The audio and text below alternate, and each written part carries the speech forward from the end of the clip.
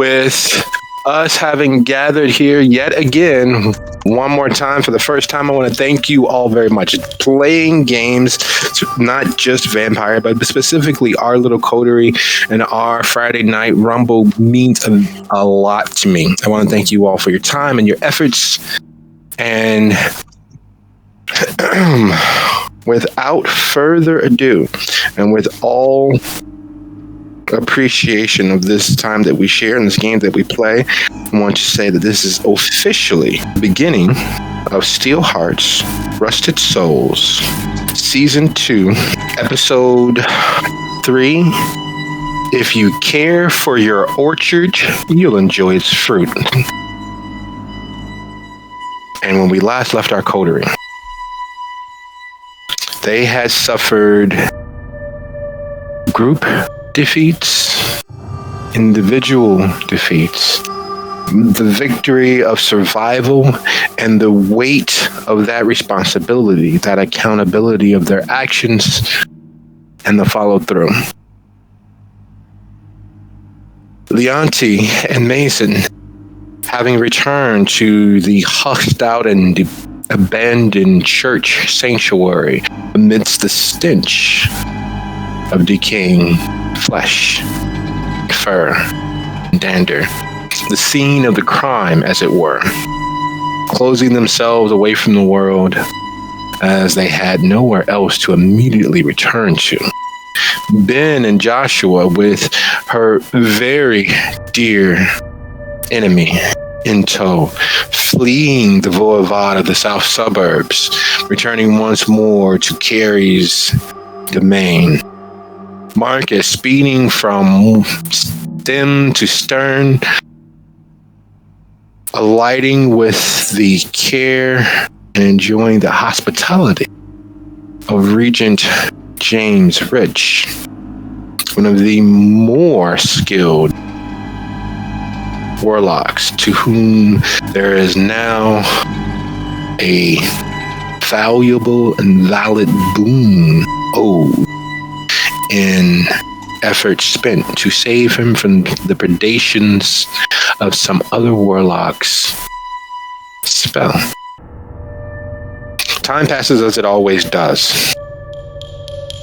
The thief of always. And while having the entirety of immortality stretching out before them like one unending song, one would not expect that Kindred move with a speed and a pace that defies logic.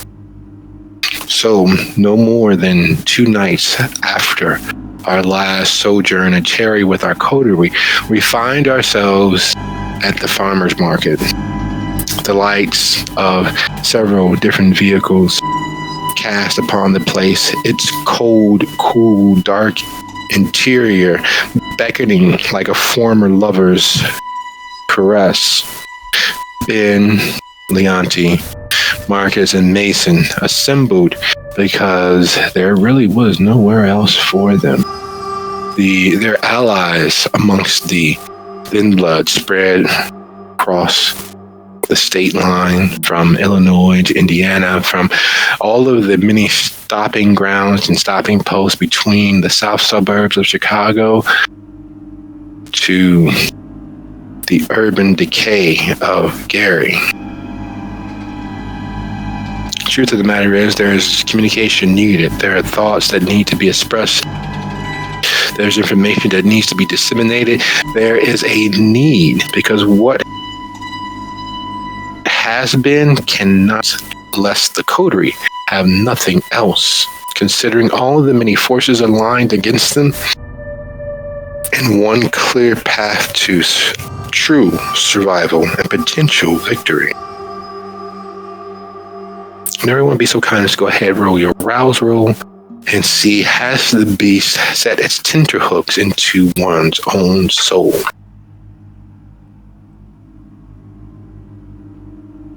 What are we doing again? Rolling for... Yes, your rouse roll.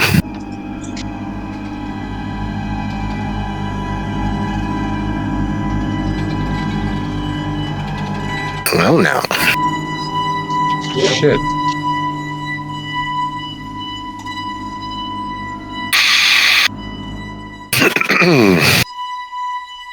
Fate has spoken.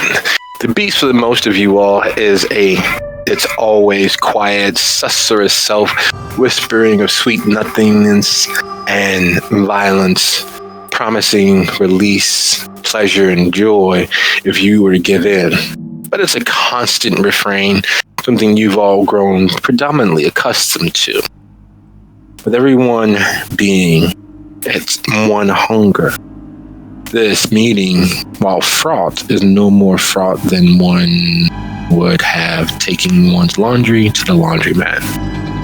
That is up for Leonti, whose beast demands we are midst prey. They are all food. They can sustain us. All it would take is a little trust on their part, a little alone time. And as your beast's voice raises in volume, we start with Ben. All roads lead to Rome. Where all the steps along the way, all of survival, all of the intentions and efforts to be independent of it all, to be free of the sect wars, to be what you are at heart, a survivor. And there is that very real question. How much of yourself are you willing to break for Mason?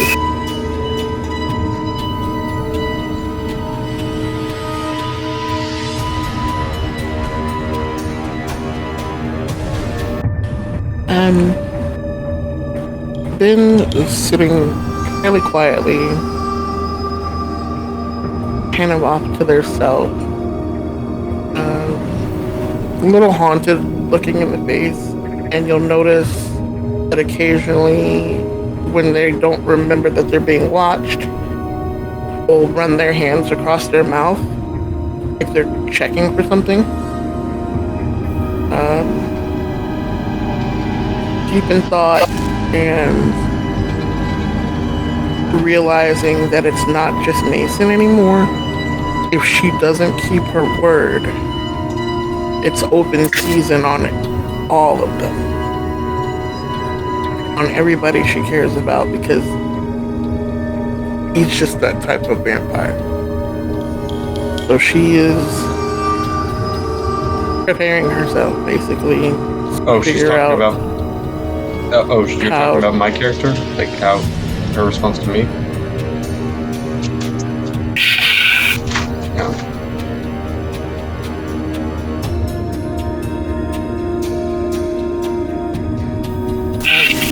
So she's thinking about how best to be here for them, but do what she knows she's probably going to have to do.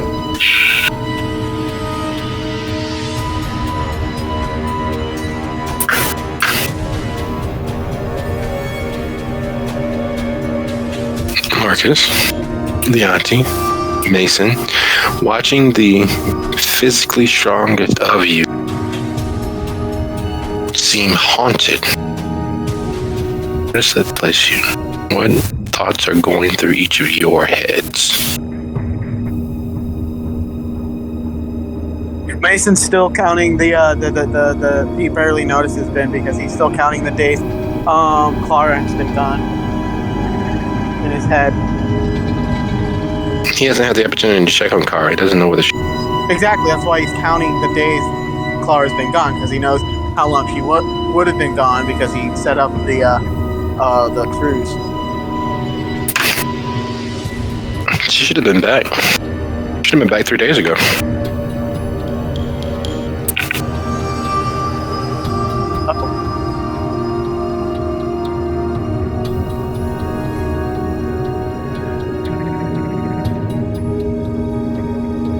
Marcus is inspecting his old home, top to bottom. The apocalypse protocol that he had set up shunted power through most of the computer towers in the offices, so they were all fried.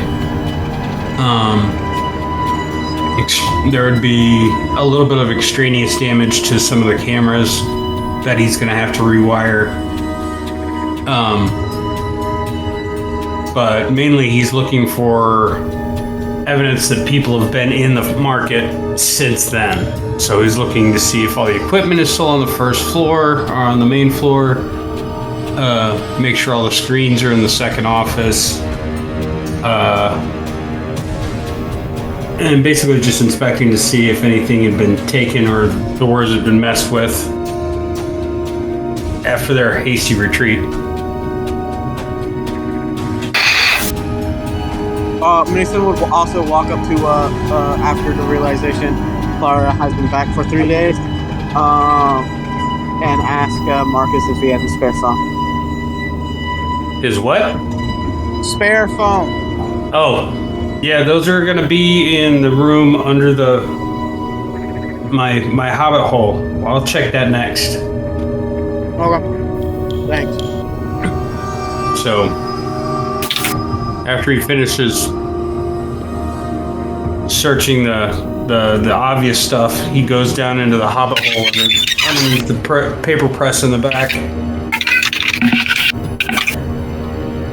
and yanks out his small dash of spare phones, and they're all two or three generations back. So like Samsung 10s are what's available. It'll be, and they're all going to be Android because fuck Apple.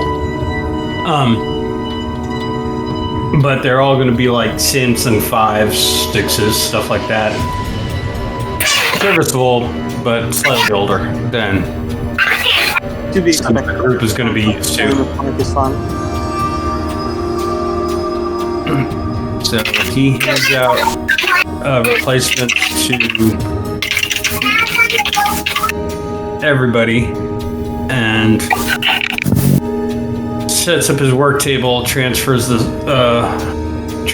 little bit of information, and reinitializes his quote-unquote new phone to his personal account. You can do that? So just for the record, just so that I'm aware as to where everyone is emotionally, been looking like the ghost of Christmas past, and everyone just tackles the physical searching of the farmer's market and looking for an outdated burner phone. So Mason, watching the person who sacrificed their body and saved him from actual final death, is more concerned about finding a burner phone and considering Clara instead of the ghost of the person that's standing right next to him. Sorry, has Ben told Mason that about the day, the night? Again, the question is, with Ben looking like the ghost of Christmas past, looking a haunted show, everyone's concerned about the physical building and the property therein, and a burner phone to contact Clara, a person who has the grace of the daylight hours, who has the sun, who has family members, and has just come back from a vacation. So just so that I'm clear, emotionally, that's what takes precedence.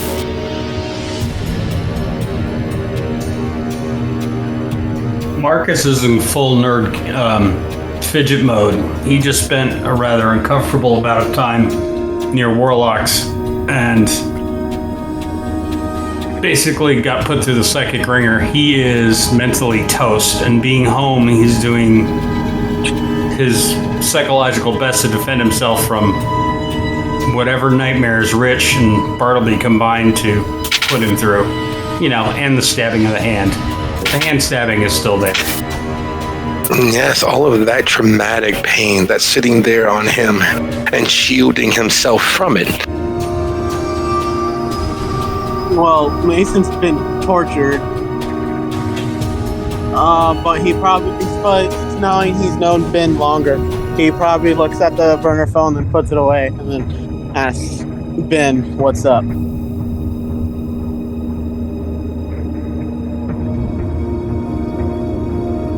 The reason why I ask, as the hand of fate, as the harbinger of things that are coming, Ben, having been through, Marcus having been through, Leonti having been through, and Mason having been through anger, their own individual personal foibles, failures, and beset by enemies, internal and external. Ben is the only one expressing it. Ben is the only one living in that moment. So shield themselves though they might from their own injurious last few days. Seeing the physical manifestation of it is the question. Because looking at Ben, as haggard as she is, as absently as she stares off into the distance, as often as she is not her bombastic, commanding, demanding self, is very much calling to that same similar psychic and emotional damage that the coterie as a whole has experienced. And namely, as all of the damage that everyone has experienced, there is someone who is in fact missing.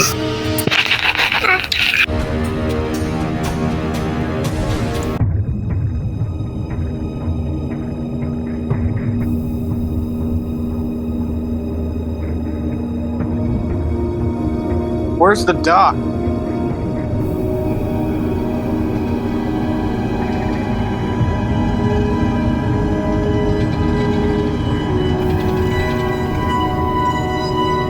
I don't know where he went after I got released. Getting here was my only priority. Well, last time I checked, the doc was with you, Ben. And what's up with you looking like the ghost of Christmas past?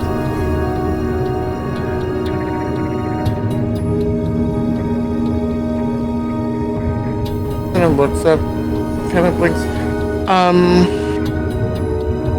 Last time I saw him was when we bedded down after getting here just before sunrise. He helped me with that one guy, and then that was the last time I saw him. We went to bed. By the time I got up the next day, evening, he wasn't here anymore. I don't know where he is, and I'm a little worried because I don't know what happened to him, but I know what happened to me when we got separated. I'm just giving you a heads up, Mason. I don't know what he did already, because he said he couldn't stop what he had already put into motion the night I spoke to him.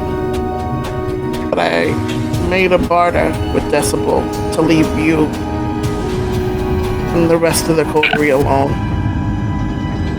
It cost me more than I thought it was going to. I'm still paying.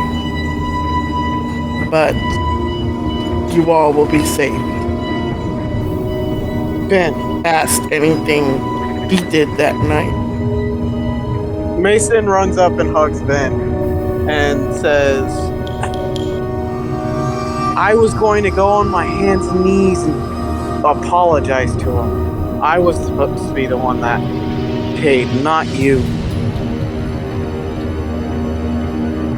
Thank you. I don't think he would have liked you on your hands and knees as much as he liked me on mine. Don't worry about it.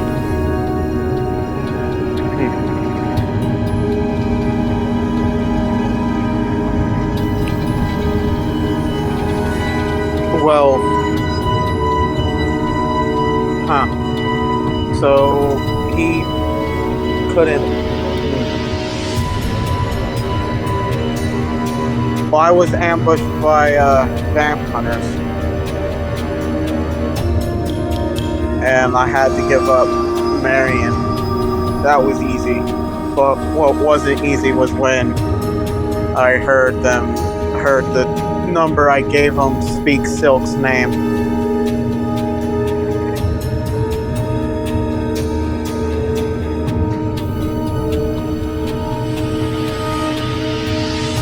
Sorry.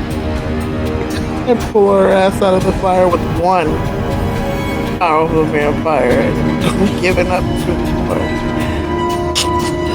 Well, I gave great Marion because, you know, she's a bitch, but then the number she called was someone else named like Segundus, if I remember correctly. And then they mentioned Silk's place, meeting up at Silk's place, but then they wanted to meet up at my place. But then they said they wanted to meet up at my place. It was harsh, to say the least. Have you checked on your place? Not yet. So I just said he had already put plans in motion and couldn't stop them that night, but would go no further as long as I kept our part of the bargain. And Clara just came back too a few days ago. I need to check up on her.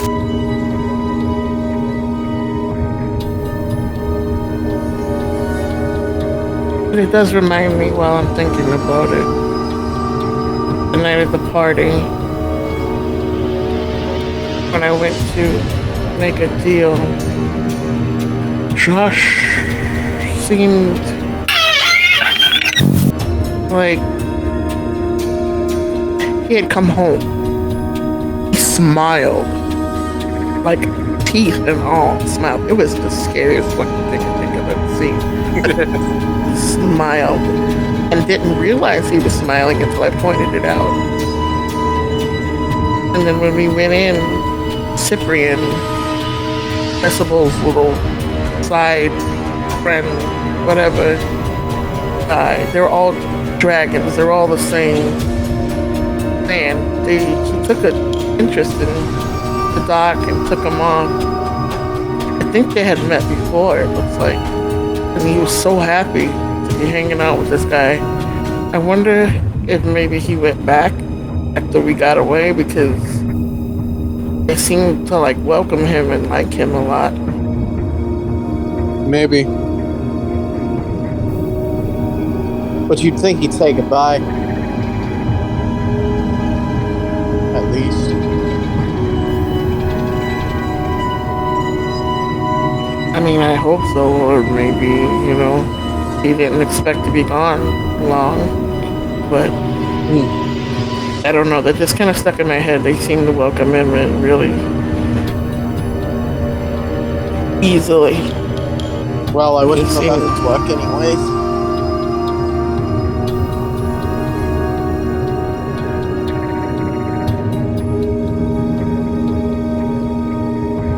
Marcus is listening to them talk while he resets his phone after inventorying the building. He looks over at Ben and Mason because they're the two oldest that he's aware of, and gets the same look on his face that he usually gets when somebody's talking about something vampiric that he was never really taught. And asks, so, what's a boon? And what's a Judas?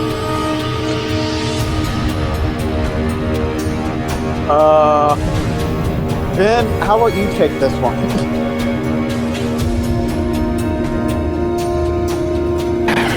Boons are basically favors, or yeah, basically favors. You trade something for them. It's a service rendered. It's an IOU or something that can be named at a later date. Normally, the size of the boon dictates the size of the favor that can be asked later in repayment. A small boon is like you're introducing somebody to somebody higher they want to get in contact with because you have that connection, or you know, rescuing their ghoul would be a slightly higher boon, or you know, major boon is they helped you make your whole kind family disappear and set them up with a private island somewhere.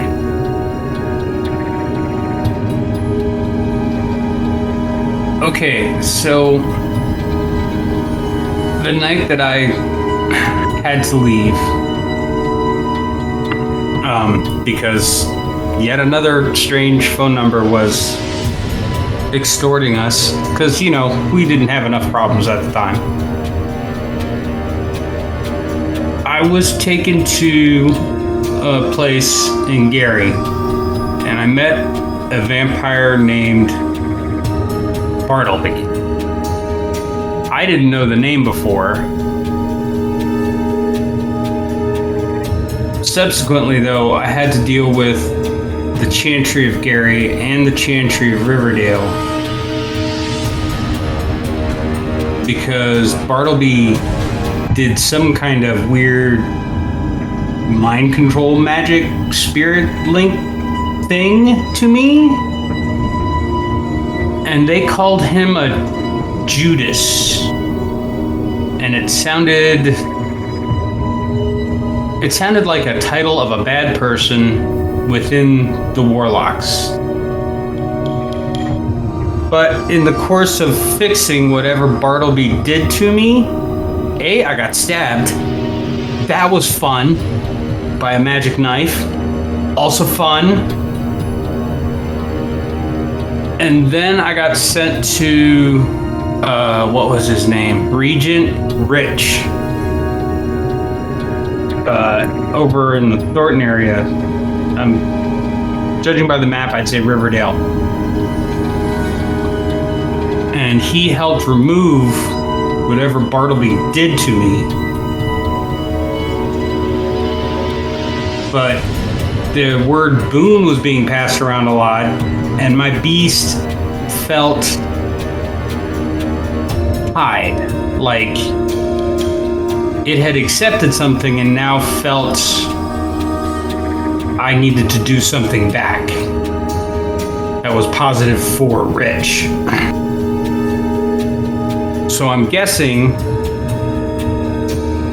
through our nature that Rich fixed this thing, but it cost him a lot of time, energy, effort, and I'm going to be standing in need of repaying that. So he's going to be able to call in this favor, this boon on me in the future. So, and I don't know whether it extends to just him or all the Warlocks I was dealing with. And I don't know exactly what Bartleby's story is in all this. They were deliberately vague when they were describing Bartleby as a problem to me. Just that he does bad things to vampires. What I can tell you about Bartleby from having dealt with him is I know a little bit of the existence of like the blood cults among us, and he very much gave off that culty warlock vibe,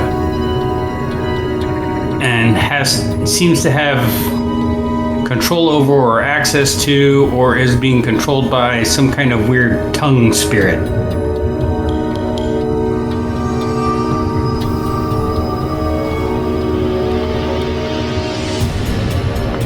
And he seems very interested in what Regent Cohn was having me work on.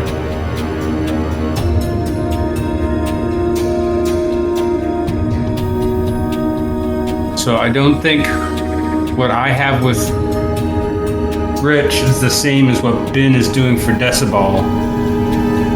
But I wanted everyone to be aware that it existed, this owing of favors back towards the changes that I have.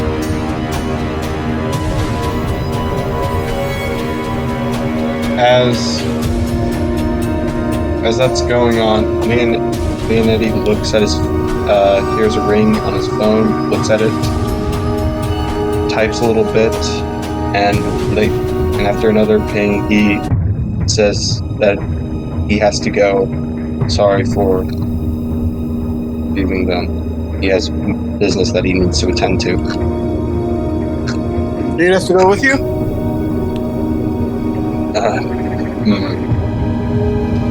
Mason, you can come. Anyone else, I don't care. Anyone else can come if they want. I don't really care. Okay.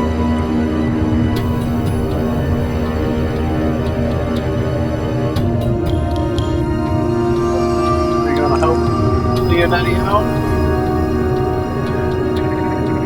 Talk more. Business canoodling with warlocks.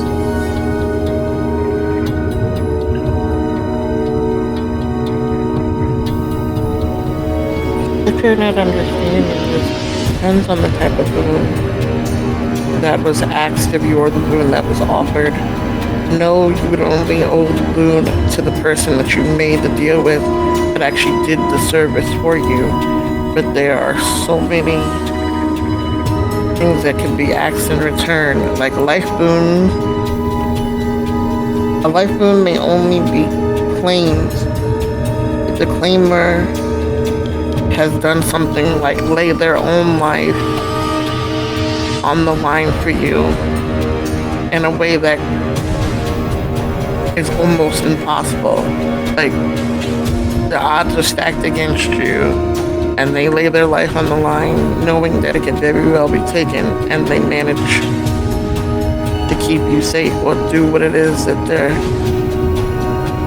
that you needed them to do. You owe them basically your life in exchange for theirs. I don't think it would be that deep, but yeah, it's a lot.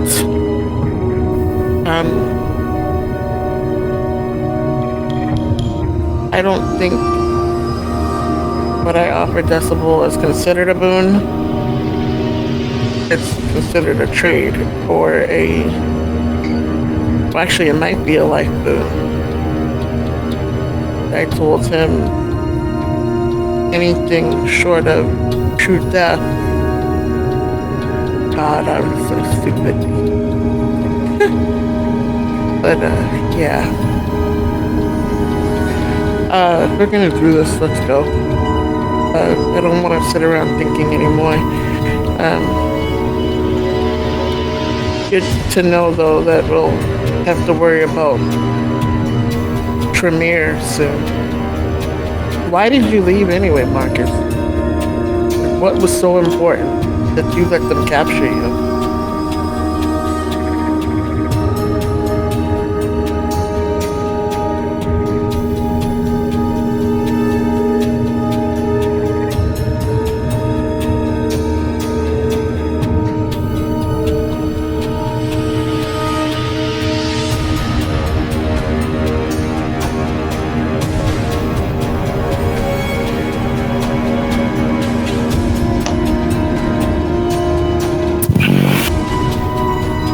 There's a very important factor that hadn't been addressed. Leonti says he needs to leave, and that's fine. That's great.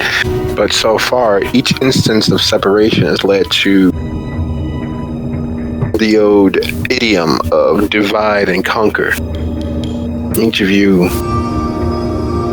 separately has been assaulted or worse, and damaged either physically, spiritually, or emotionally. Much like the fingers of a hand, is easy to take something or bend it into the shape that one would like. It's a little bit more difficult to do so for a fist closed. And that's what you all are, a blunt instrument that can ensure the fury of your offense is felt by those you all stand against. Together, though acting independently in a similar area, you all were able to rout a near full arm of witch hunters, a unit of witch hunters, statistically, even as skilled as you all are individually, there is no way that you all continued with your own lives, facing such forces aligned against you. Together, you all were able to survive the engagement. You were able to continue your immortal lives beyond needing such a momentous force aligned against you. You all came close to ending all of that potential immortality, but you were able to make it together. Whereas individually, a fat man in a suit, a beleaguered federal agent,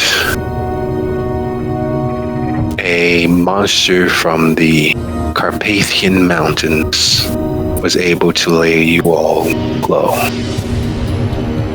individually.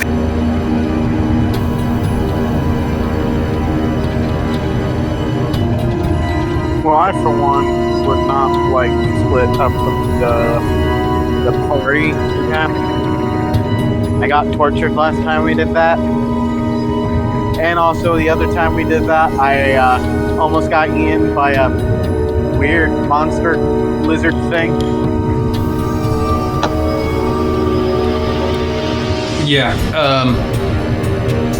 Full psychic possession and being overawed by Bartleby, I definitely would prefer we work in concert for a little while.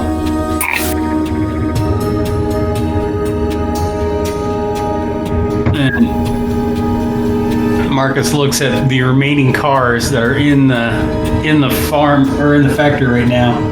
We've got the Love Bug. We've got the broken Lincoln, which we haven't finished fixing yet, so it doesn't run. And we've got my beautiful Audi. Oh yeah, that thing's still alive too, huh? Yep. So we have conveyance. We have all of us in one place again, which hasn't happened in a while. And barring any of the multitude of powerful vampires we seem to owe favors and service to right now, none of them are crashing through the door, so we can all go. And I think if anybody goes, they're gonna go with all of us. So we're helping out Leonetti first? I'm comfortable going with Leonti. The one thing to remember from me is that Bartleby is operating out of Gary. He's probably hiding here because Cone is out of commission, the Chantry here is weak, and the power structure is fucked up. So if he is an enemy of the Tremere, this would be the city he's hiding in. So if we see a short little fat guy in a borderline anachronistic suit, and you see me start to twitch out a little, That's him? that's gonna be him. If he has a handkerchief in his hand, don't look at it. Don't look at it. Does that go double for me? Well, it goes triple for me, because my ADHD seems to be a plaything for him. So, I mean, all of those thoughts aside, I think the Audi would be a better choice.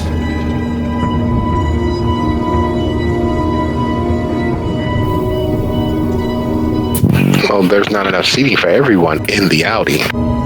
Your rental van is still... Oh, we still have a van. A van? The van it is. not the worst.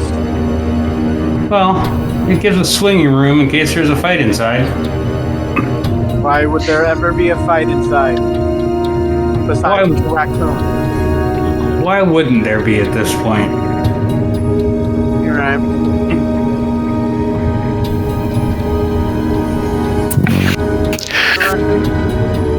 Leonti, there's still one pressing factor that you haven't revealed because everyone has all but agreed that it would be in their best interests. You haven't stated where you're going.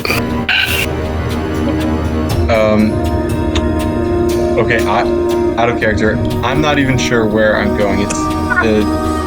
Sorry. This text is not the best. It's not the. I think get to the college. Go to a college. What is it trying to tell me to do? I have no idea. Let's see. Sooner after.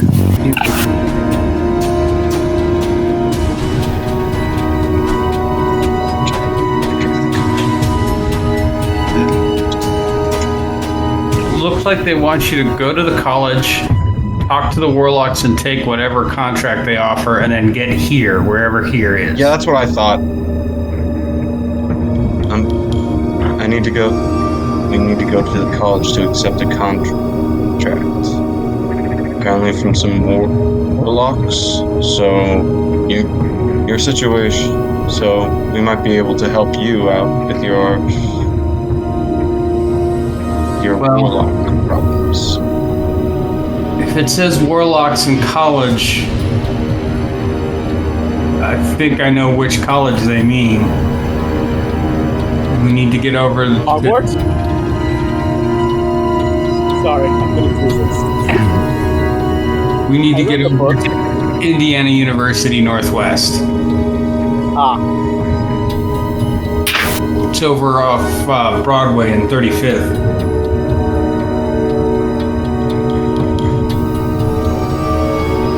Which is actually from here easy to get to.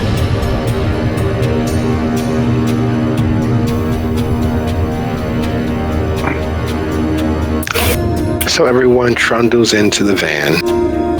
And I take it that Marcus is the driver, correct? Marcus has the map and most recent local knowledge of where we're going. Yes, he does.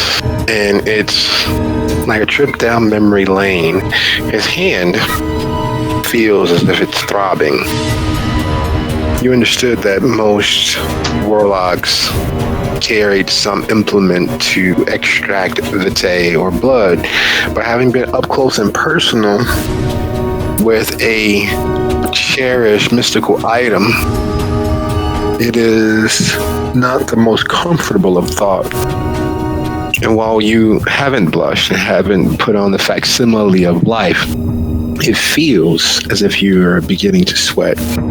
That nervous flop sweat that's immediately cold the moment that it touches the air. Or actually, in this case, it's touched by the air.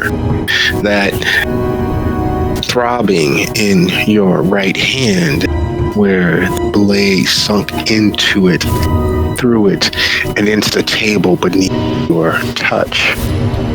The twisting, pulling, separating, and repackaging of the very real soul stuff that occupies every ounce of vitae in Marcus's body is not an experience that he would like to relive.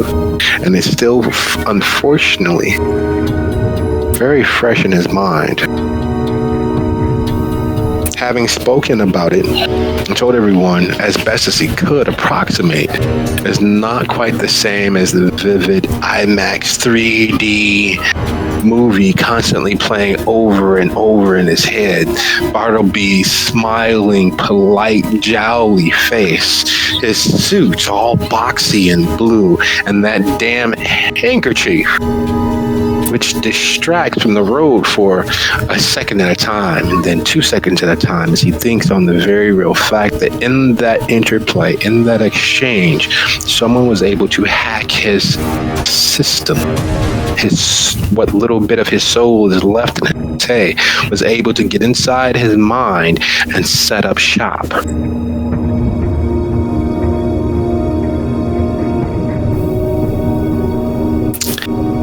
Everyone with a wherewithal, would you be so kind as to roll your wits and awareness, as Marcus is not the fastest driver. He's no Vin Diesel or Paul Walker. He's no Steve McQueen, but he normally doesn't drive like a grandma. And not the cool grandma that, you can see being played by B. Arthur. No, the grandma that can barely see over the steering wheel, barely reach the gas pedal. The grandma that believes that the posted route number is actually the speed for whatever street or road she's on. The stereotypical grandma with glasses so thick that it would take a Hubble telescope to actually pierce and see through.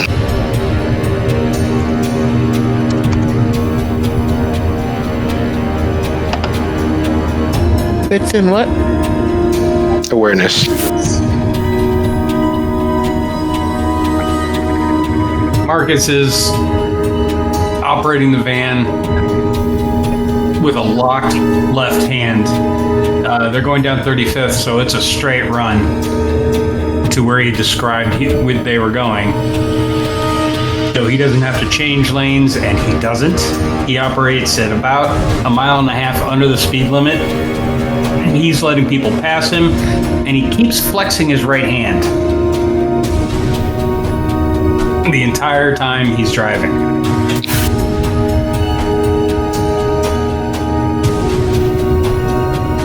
There's a resignation. Everyone actually rode high enough with 2 more successes. There's a resignation a person has when they know that they're marching towards their death.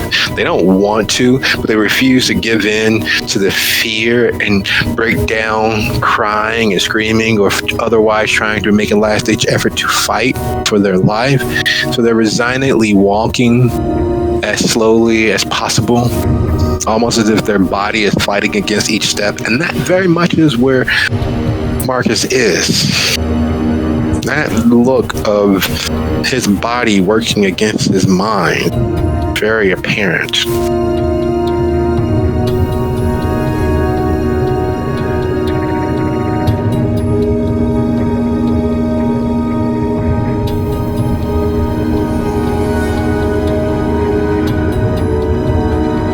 Did something happen to your hand? You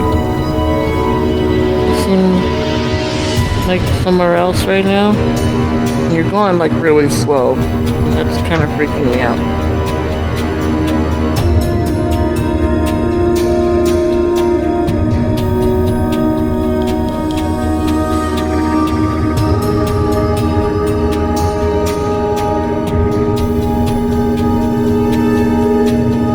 I mean, did you want me to drive? I could drive.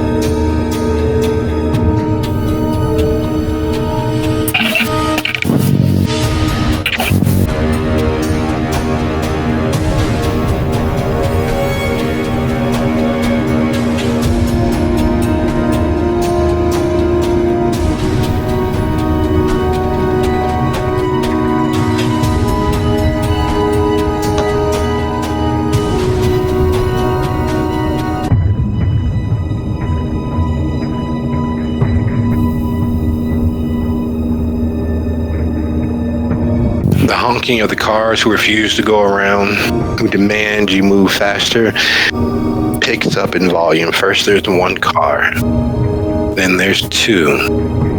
And while the passing lane is relatively free and clear, they'd much rather have you rabbit along and move faster to make way for them.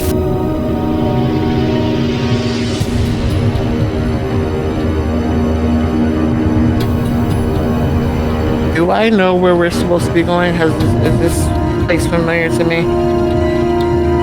Yes.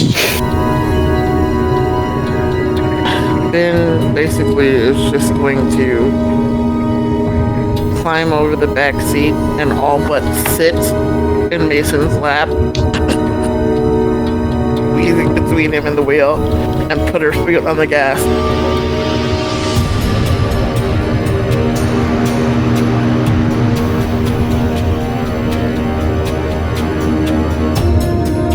Marcus surrenders to being manhandled and pushed out of the way and lets Ben control the car.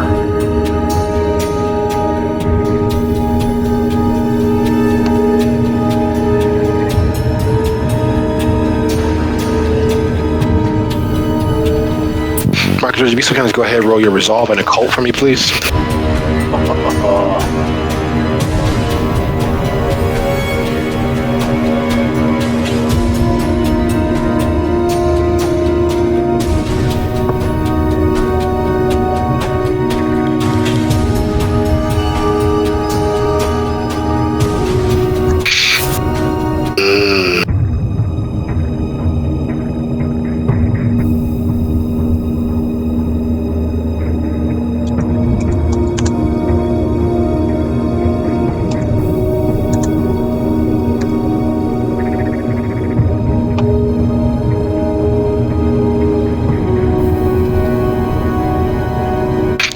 A self-diagnostic is normally in order. A understanding of oneself has allowed Marcus to reach the heights of the criminal underworld in which he inhabited half of his life. No, a little bit more than that, but closer to 2/3 than actually half. Because while everyone was only aware that he operated at the depot, there's a whole entire aspect of himself that he hasn't shared with anyone, including himself when others are around. However, that awareness of what he was able to do and being able to push beyond his limits brought infamy and fame to him, brought an awareness of his skills and his talents. And that same self-awareness, he understands what PTSD is. He understands what a traumatic response is, and he also is very much aware that part of what he is experiencing has very real connections with everything that he experienced. He knows that he is safer amongst his coterie. He knows that he is in as safe a place as he can be, but the very real fact that he, without knowing the limits of what the warlocks are capable of, understands that they are all heading to the firing squad. Those people, those kindred, those entities could reach inside them all and puppet them.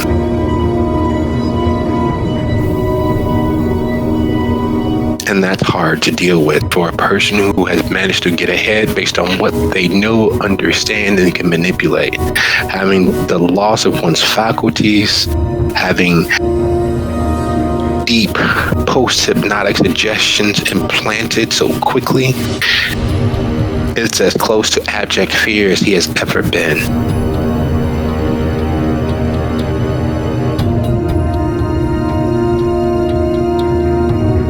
And like all diseases, like all afflictions, it is very much contagious. Mason keeps looking at his phone. Well, keep looking at the phone he's been provided. Claire lives on her phone. Claire responds quick as a thought and twice as bright as the sun at noon. She's constantly, her life is all but electronic. And it has been 25 minutes. There hasn't been a response.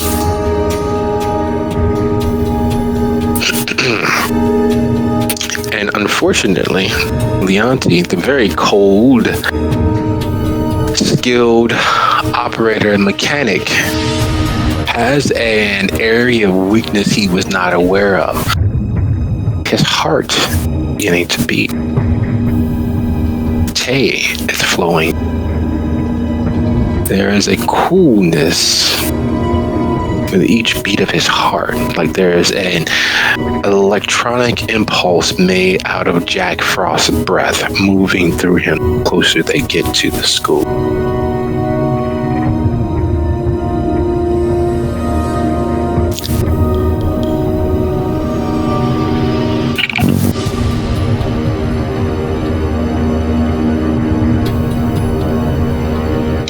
Well, Leonetti shivers. Does not like what's going on.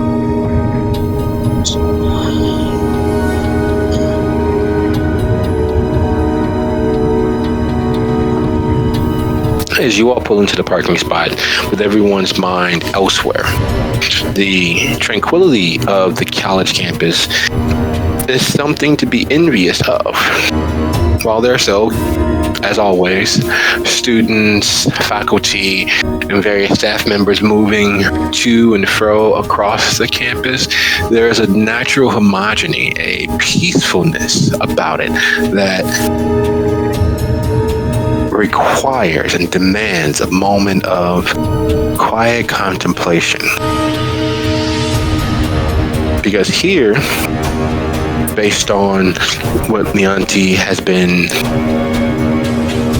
instructed, based on what Marcus has experienced, and based on the tremulating fear radiating out of Mason, the concern and phobic near panic, this is a small respite from that. For a hot second, for a small moment, the simple peace of watching humans go about their nightly activities, pairs and threesomes and single, moving across the company like some well-oiled beehive, is strangely peaceful. The bright smiley faces, the headphones planted firmly into certain members' skulls, the hoodies worn despite the warmth of the evening. For a moment, there's a simple beauty watching people live their lives unaware that steps away, heartbeats away, are monsters such as yourselves that could end their entire existence, blink them out before they even realized it was happening.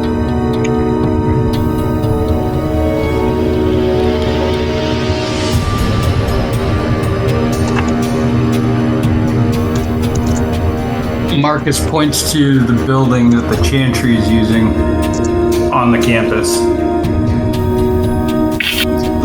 The Warlocks are in there.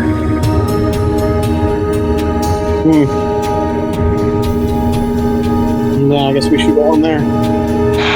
Let's get this done.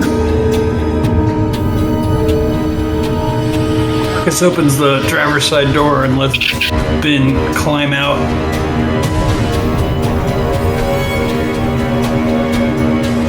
So, these kind of people, are they mostly like,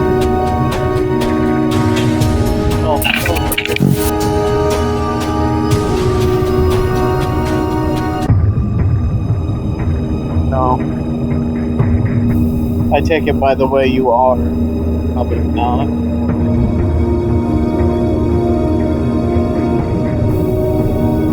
They're very calm and businesslike, but they're more than capable. Well, what I'm asking is if we can make allies with them instead of enemies. Well, this particular group are Cone's people.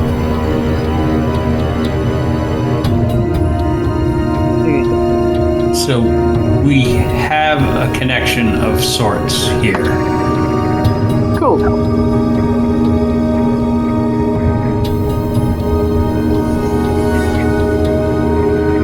But we should probably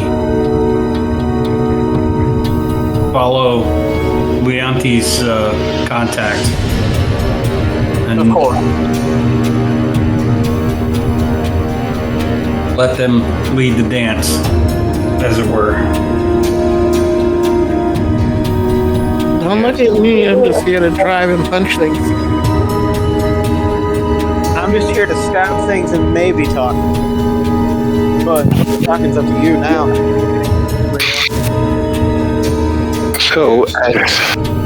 So as plans are made, the best sort of plans for all sorts of heroes. None exactly, just a rough idea. You got roughly 33% of it. The only person who's been here before actually is Marcus. Require a leading of the way. As he does so, get you guys inside, ushering Leonti forward to speak. That same death trap of the 4 deaths are there. There are 4 deaths when you enter into alcove entryway to where you need to be. At each of the desks is an individual. A person I'm trying to upload to, a visual I'm trying to upload, but it may be too large, so I'll have to do it individually. But there is a shorter, big-haired, dark-skinned woman at the lead desk. Sitting next to her is almost her exact opposite. She's tall, extraordinarily pale, with eyes, strangely enough, that look like a stormy sky. Her hair gray with flecks of white, strands of white throughout.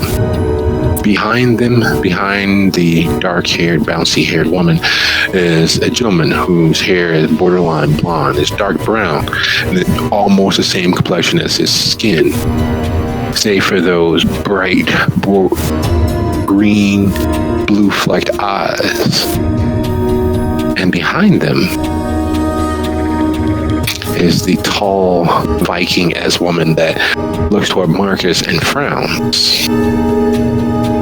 She stands up while the others remain sitting. And she steps into the center of the space between the desks. May I ask, whom amongst you is Mr. Bogdanvo?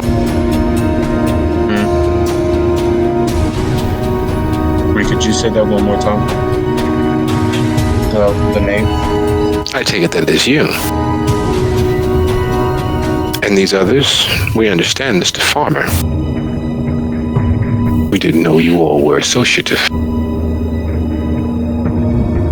When the lead Viking looks at him, he kind of shrinks.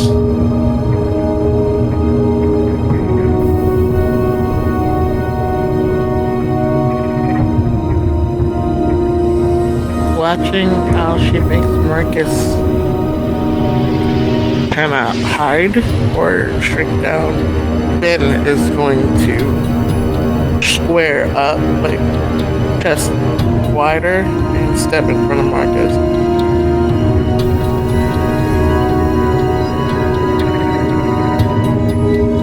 Mesa would just bow and also kind of step in front of Lufa.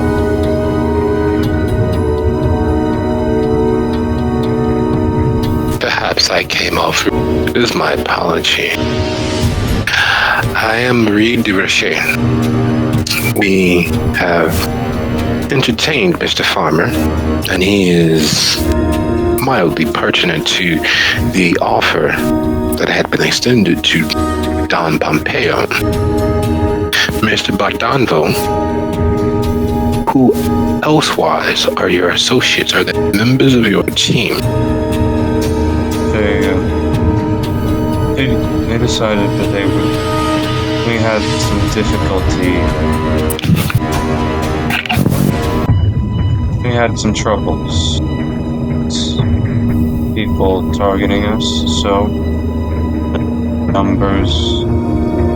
having numbers can help to discourage unwanted advances.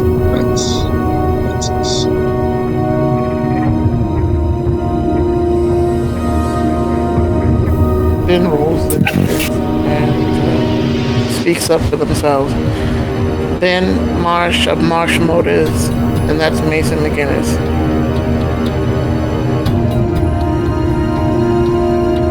Yes, McGinnis, Mason.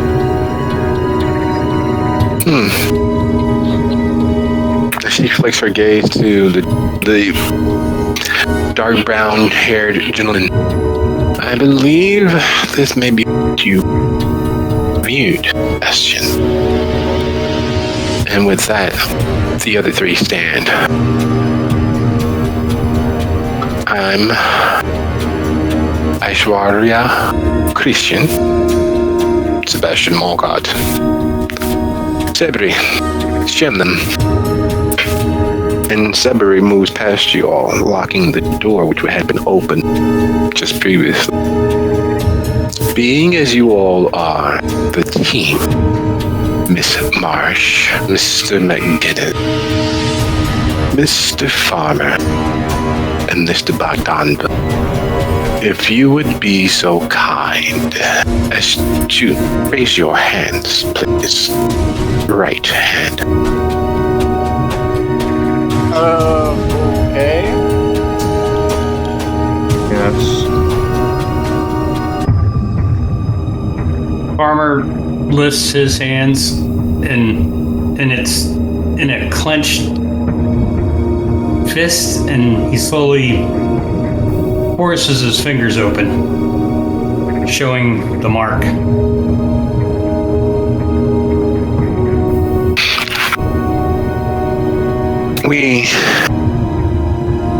Miss Marsh. Or is it Mrs.? This is fine. Look, you've already had weird shit did to me this week, so if you're gonna put some sort of hex or whatever on me, might as well just do it now. I don't know what you need my hands for. To swear an oath, of course. What we are about to discuss is most importantly of the private sort. We understand Mr. Farmer's relationship to Regent Rose. The others of you, especially considering that Mr. Bogdanville does now vouch that you are part of his team, we would need an oath. We are monsters, but there is some honor amongst us. We would not seek to subvert your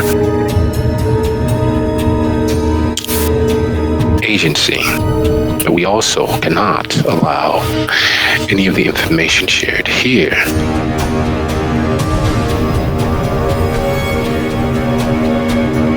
to make its way into popular society. So please. Alright, she lifts the hand.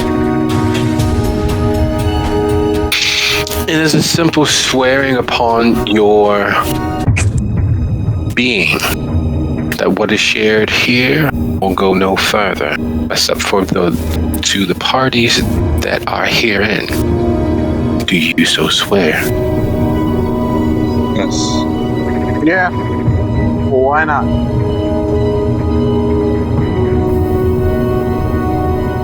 I'm already keeping your secrets.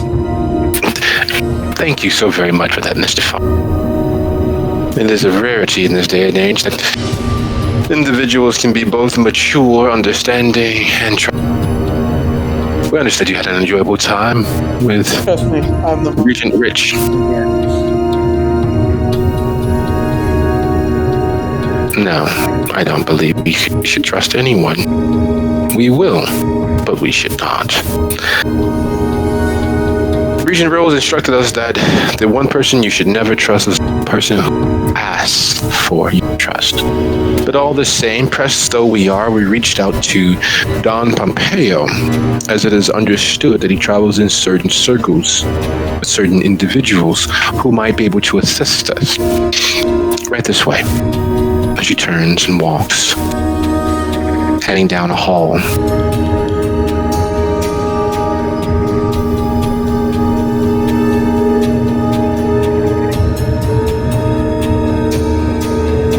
Moments later, as high-heeled feet click and clack down the hall, and everyone trundles into a slightly smaller. There is a huge painting over what was once a chalkboard.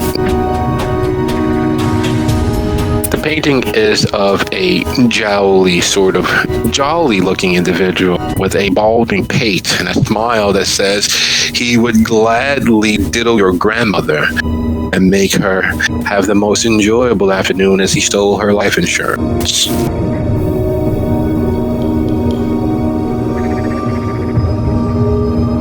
Marcus has an intimate understanding of who that might be. He hisses at the painting.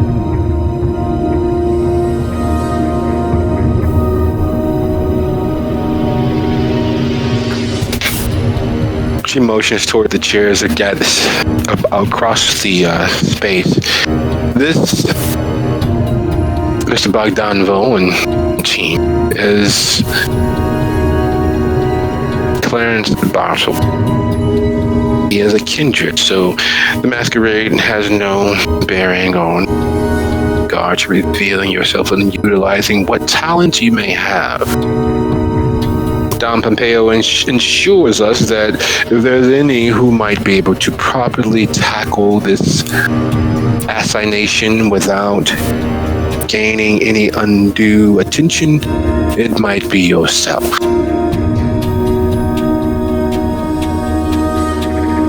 Due to Regent Rich's information, we have an idea as to which area of the city Bartleby and his associates might exist with. We are not sure because there are certain security measures he's taken to prevent us from locating him directly. Your job, should you choose to take it, is to ensure that Mr. Bartleby does not live out another night. The second part of your job, the second part of your contract is in his possession is an item of significant mystical value.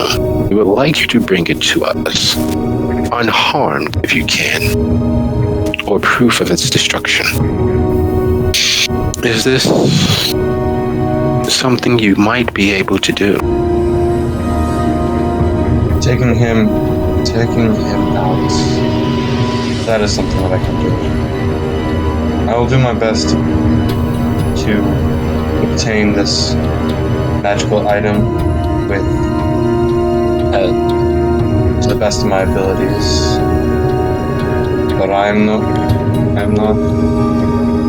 do not make promises that I'm not 100% certain that I can keep. I know the object that they're talking about. I've seen it. It's small, about 3 to 4 inches long, about 2 inches wide, and exists either in a state of desiccation or lifelike animation. It's a human tongue. Oh, it is not human. It never has been. It looked human.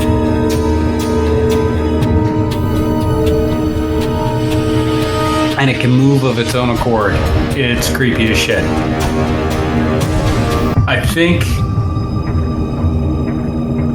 the box that I'm creating for Silk in its current form would probably be the best conveyance.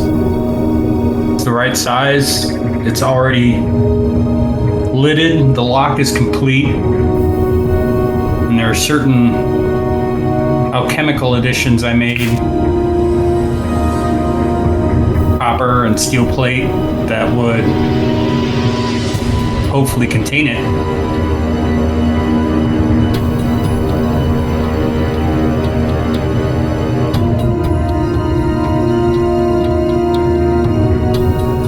Excellent. And she pulls up an actual road atlas, which most people, most modern individuals have not actually seen. It's a book of maps, but it's more specifically because it has the roadways and the streetways and all of that sorts of things. So she flips through until she gets to the correct page. We believe he may be in this area. She tears the page out. You should look for facility, buildings, places of either the most banal seeming or the most grandiose. There's no chance that Mr. Bartleby will settle for the average. Understood. Marcus is just sitting there radiating hate.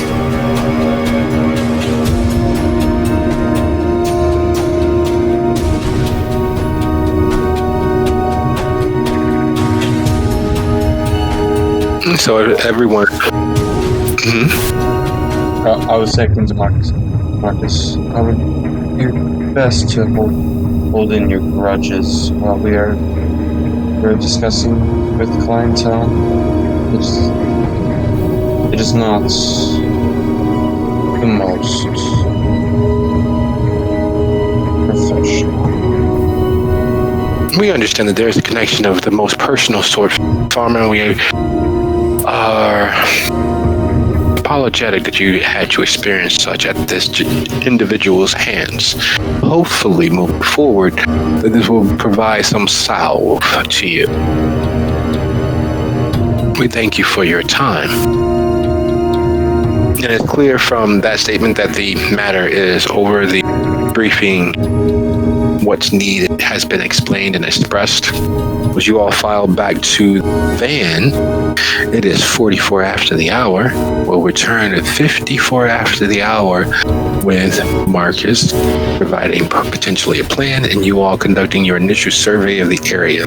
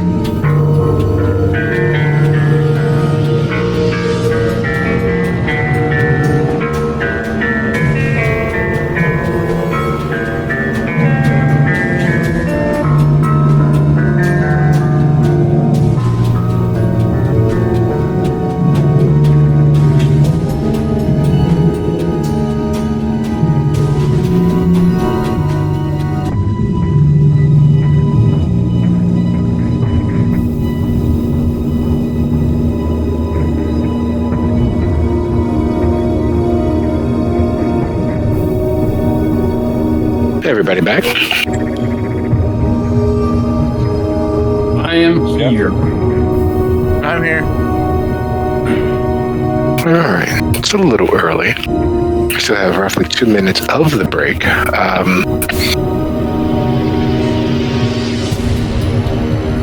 Considering the fraught situation you all are heading into, besides swing back to ensure that Mark obtained the box he was working on, is there any other steps you all as a coterie are taking to prepare for this willful step into giving the beast vent and ending another being's existence?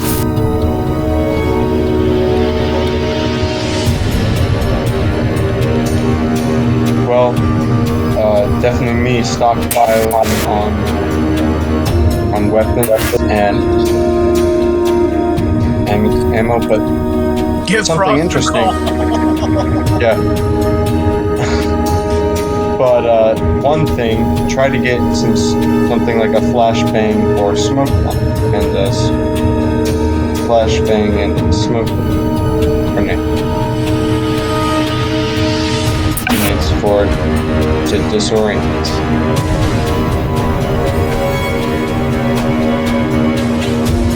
As we're preparing, Marcus is getting the box out, making sure all the copper runs complete circuit so the interior would operate as a Faraday cage if I wanted it to. make sure all the hinges and everything are set correctly, making sure the fucking lock works on the box. He also gets out the 9mm. I don't even remember who gave this to me. This isn't mine, it's somebody else's. I think when we went on the white hunt, I think it's that 9mm. I've been carrying this fucking thing around forever. Do I have my jacket yet? The jacket doesn't exist. There's no way. The jacket doesn't exist. Like, The jacket doesn't exist. There's no way to do what Mason is attempting to do. The closest facsimile of getting what Mason is attempting to do outside of a well-fitted trench, just being a well-fitted trench, is a vest. A flak jacket sort of vest where he can stash a multiplicity of blades upon himself. The jacket is a well-tailored bit of leather that he could wear to perhaps keep his undergarments clear, dry from atmospheric conditions. you can't put the trench coat. So, the jacket doesn't exist. It never existed. Watching Leonti put out all his guns and Well, I can get behind Mason wearing a vest and whatnot. Get behind that. As far as obtaining military grade or police grade explosives, that is not something you can do on an extraordinarily short timetable that you have available to you. However, with Leonti's military experience, if you were able to go ahead and roll a intelligence plus academics plus a dexterity craft, with 3 successes on each roll, he can create a temporary explosive device which will smoke instead of send shrapnel across an area. And farmer's market would be the perfect place to do that because all the tools exist. And Marcus exists. Okay. So if I see you trying to start making a smoke bomb, I start bringing you ingredients.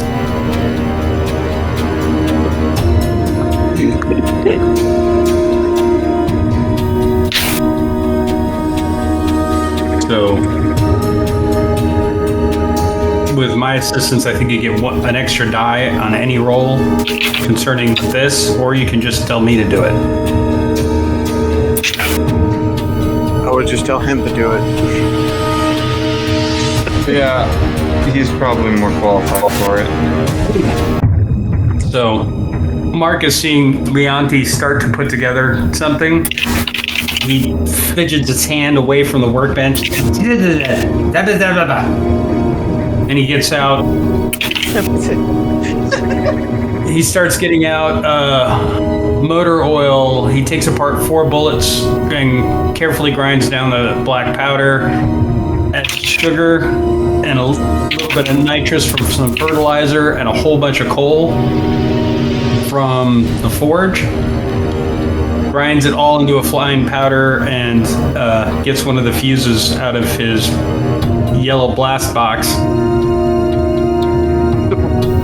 and puts it all together. So we're back at the farmer's market, correct? Loading up? Yeah, because that's where the box is. Yep, I pop open my trunk, my magical trunk of clothes. Oh, good God, that's right. We're near one of the... It's such a good callback, I know.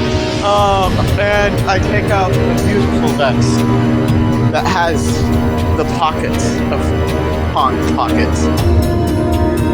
And also my Audi probably has my stash of knives as well.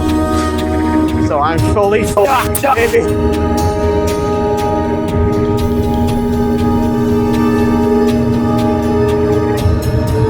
I look like a butler. Proud.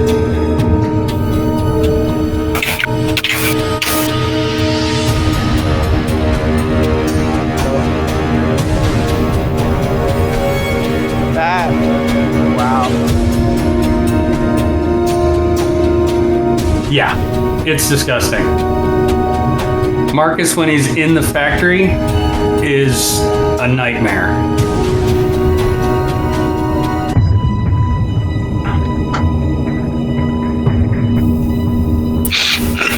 Uzo, that's what.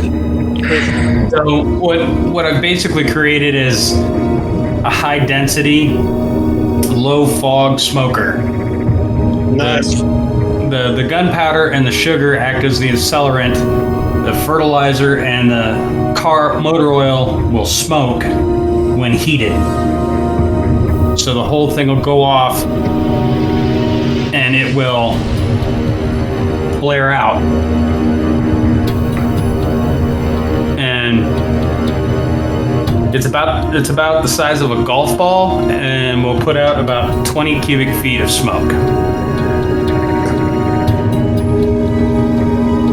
That hangs in the air, it doesn't settle out. The smoke comes out and fills the space. It also smells really bad. You know, I find it fun. Yeah. I can throw an axe easily. My bud cannot. No, the smoke,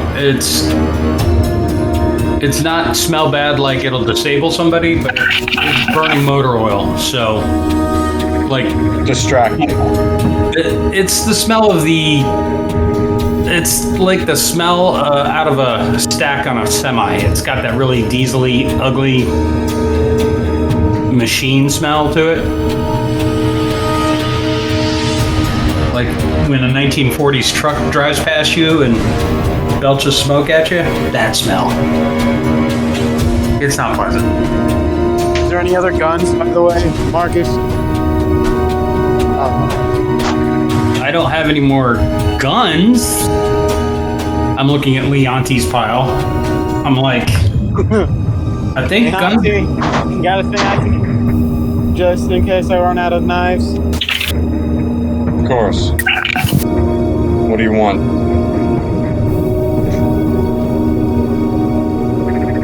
We talking about we talking high caliber, automatic, semi-automatic?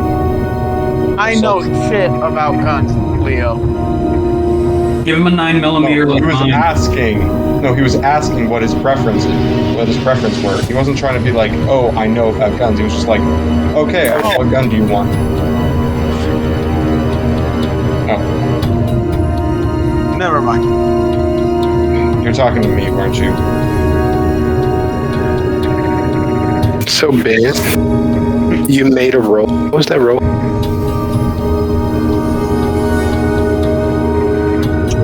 Well, goodness, watching them go back and forth and plot and plan. She kind of slips off to the side and tries to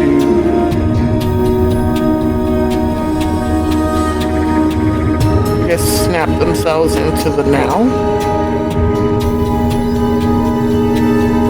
Because when the Tremere asked for a code of silence and for them to take an oath, she felt like she couldn't take that oath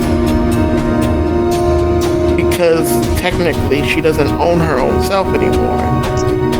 She's already bonded or belonging to another, so she can't say, yes, I will not do this under forfeit of my life, because my life already belongs to somebody else. And it's making the beast angry inside her to think that she's supposed to be helping her friends right now, and there's like this internal argument between the two of them, which makes her just want to go owl, and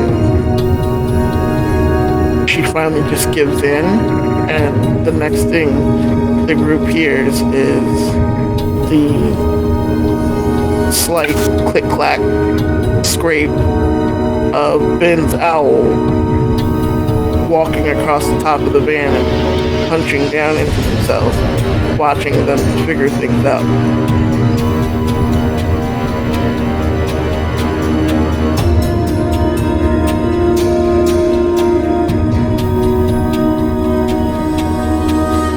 Marcus doesn't notice Ben's agitation while he's working, but once he gets the golf ball sized item made and hands it off to Leonti, he hears the claw scrape and sees the owl on top of the van, and it nearly triggers him going invisible, but he refuses. Because every time he's been around Ben and she's been in owl mode, he's been in flight or fight mode, which includes being invisible. So he's ramped up just a twitch by the appearance of Ben's owl. And he looks at Leonti and Mason and says, okay, so this Bartleby guy, he's really quiet and unassuming. Like, he looks about as physically dangerous as a wet paper sack. But he was able to invade my mind almost when we started talking. And I think that's his go-to. So, whatever you need to prepare for that, prepare for that. He has this red, weird pattern handkerchief he plays with, and that might be a focus or a focal point for the ability, so don't look at it. And the item we're looking for, it either can take on the appearance of a full corpse with just the tongue looking alive, or it invades a corpse. I don't know which. All I know is that the tongue is the important bit. And he had like movie extra cult members with him when he got me to the room where he was asking me questions. So there probably will be more than one person. So I don't know a lot about strategy as such. I know about military history, but this kind of one-on-one thing, I don't know a lot about. But the building he took me into, his little coven was in like the basement area, so they won't be with him in the front. They'll be inside somewhere. But if our only target is him and the tongue, maybe we can avoid getting in contact with the weird, scary, mask-wielding cultists. Prepare. We should prepare to fight them, but we should prepare to fight them. Who knows what? Who will? Ideally, I would agree that not fighting them would be best, but we all know that's just an idea. We should all prepare to fight these cultists.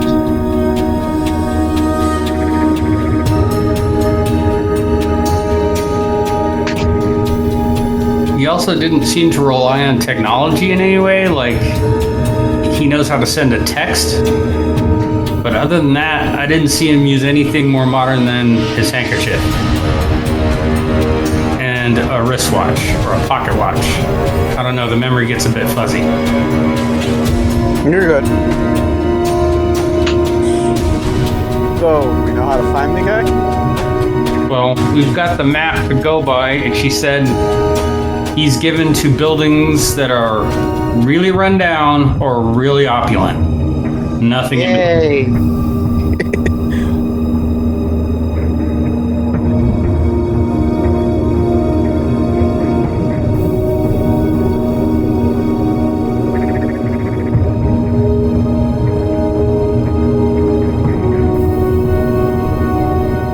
Well, Should we if it's in Gary, then? well, Because we're the Scooby-Doo crew now. yes, but somebody who's a little better at driving should probably be in charge of that part of the effort. And Ben may or may not be able to drive. I look at the owl.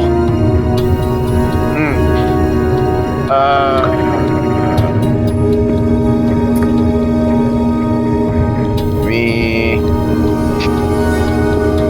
I can, but I don't know how good I will be. Well, I mean, I can drive us around and get us around town. As long as we don't have to get too close to those damn warlocks again, I should be fine. I can too, so. Actually, it might be best if you drive, Mason, because I'm a better shot. Me too. Yeah, okay, I'll drive. What do you mean you're a better shot? I don't No, stab it means that he's better at shooting than. Oh yeah, but Getting I'm no little sissy when it comes to shooting guns either. I didn't say you were a sissy, but you like knives, and knives in a traveling car are, just not as good. So you're driving. Okay.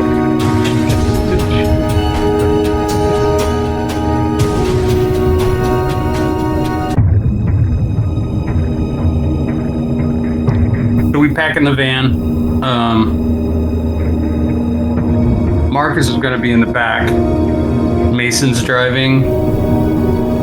I keep the door open in case Ben just wants to owl inside the van, or if not, she can fly above us.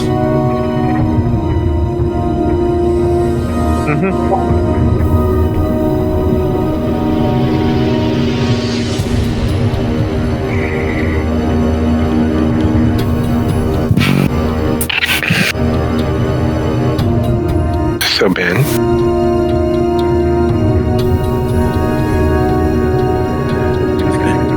The bin owl hops along the edge of the back of the van, peeking down, seeing that Marcus left it open for them. Hops down inside and kind of perches on one of the seats, trying really hard not to flex their claws into the upholstery because they remember it's a rental.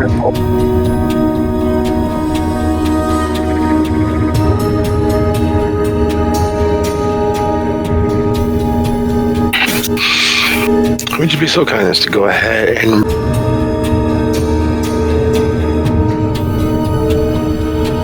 one-third of your humanity plus your composure? Some or all of us? And at this point. Okay. So, we're killing this guy, right? Yes. God's willing. Kill him. Retrieve. I need to get some anger out anyways. Just making sure. Don't worry.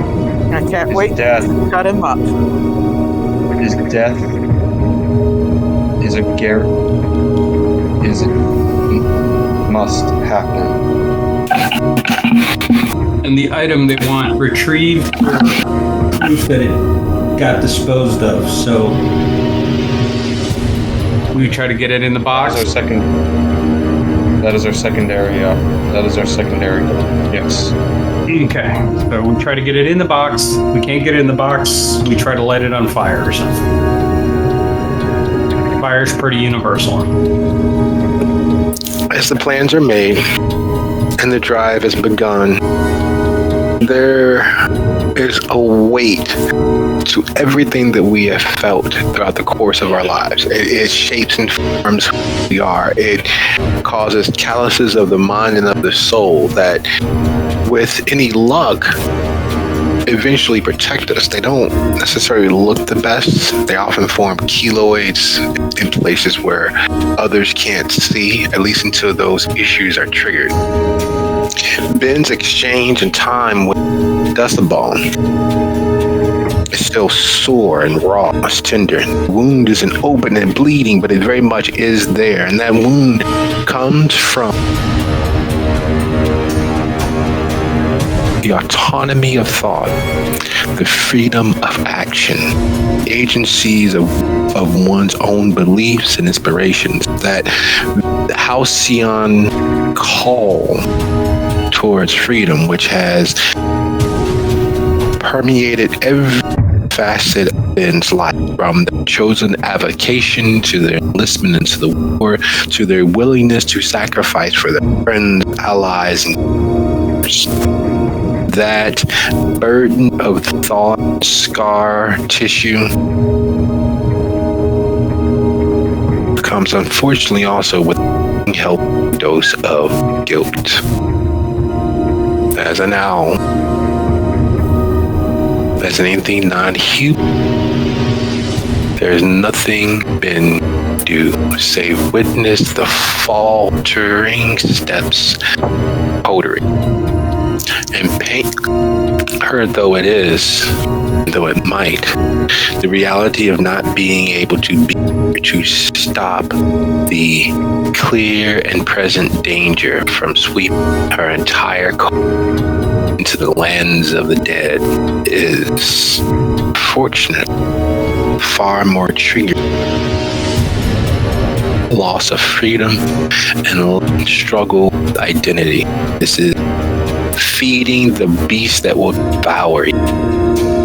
And with a shuddering breath, as you walk across an invisible boundary from Gary proper to the west side, Ben is sitting in the seat, feathers having broken free and fallen across the space. And there's something wholly distracting about one moment there's an owl the size of a small mastiff. To their Ben, tightly compacted muscles and tank top that looks oh so back form she has. And while she has a armor being, there is still that fragility. And for Leonti, having gone into battle, brothers in arms with his unit, having gone behind enemy, that fragility of being, that soldier's heart, that PTSD is as close to having icicle shove into his spine as he has felt since his living day. There's a fear there, because while that person is cognizant, aware, and there's a very good chance that that is them perceived as the enemy. You're not sure what that response is. Fight. For Marcus, one of the first kindred that he met moved to Gary, Ben, there's a camaraderie, a trust, especially with being aware and understanding as to what they shared days ago.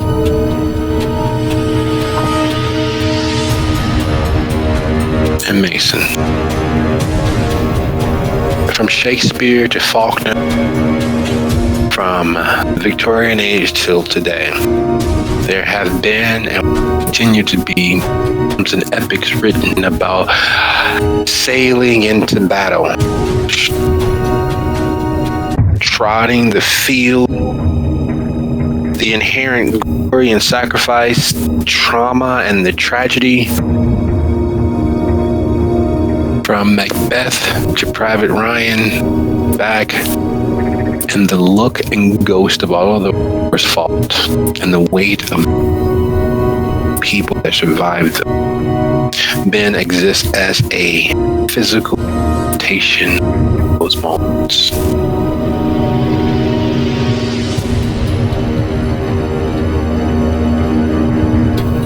The thoughts abounding, emotions as high as they have ever been, being as dead as you are.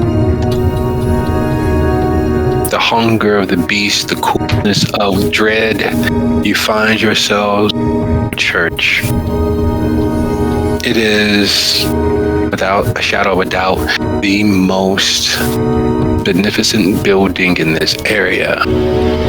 It's 3.5 stories, standing like a king area, peacefulness about it. And then the unspoken, the forgotten that Marcus glossed over his trauma and are apparent. Building is ringing security cameras, forgotten to toss aside as traumatic moments where there was held presence of that thing, that tongue. The most traumatic moments that felt the flickering, fading of that handkerchief where the cultists come in, choking off space and escape. The details of the area of the outside, however, faded into non-existence. There sits at the camera ring building, the parking lot to the west of the building. Not filled cars, but at this hour of the evening, that parking lot should be empty. Especially looking at the board signage out front saying there are no services. Get half of those 36 parking spaces from honest to goodness Pintos. There's a Tesla there and various other makes and domestic everyday average sedans. Mason, would you be so kind as to at the travesty that this church is? There's nothing gothic about it, nothing classical about it. There's nothing average about it. It is a garish example art novel competing with urban decay, trashy chic. In other words, it is an eyesore. It stands out like a broken. It triggers him an existential due to the curse of it. Roll what again? Sorry. Resolve. Sure. Resolve. Just resolve. Plus composure. Oh, you. It's like,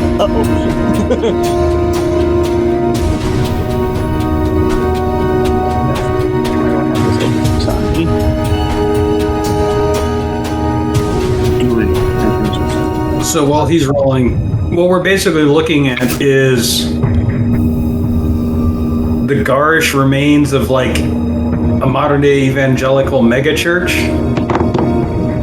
Yep, hodgepodged and put together with spit and bailing water to remain sand. It's clear that from the upkept concrete out front, the fact that the bushes aligning the sign, that it is being upkept and cared for, but architecturally and unfortunately, far too obviously, it is at a cross purposes to what anyone could define as classical. Yuck.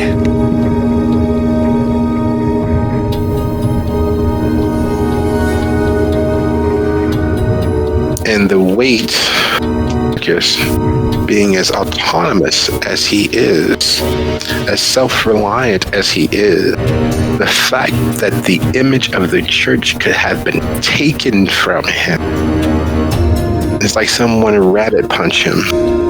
repeatedly. Not strong enough to, or hard enough to lay him low, but just that annoying, consistent punching that's just hard enough to count as a punch and just soft enough that you know you're not taking any damage. That incessant to pound you until you respond, that annoyance that refuses to. That's what he's feeling. He knows a hole that maybe but the fact that they took something from him so easily is grating. The nerves are on end. There's an electric jingle to the ear. I want to cut him even more now.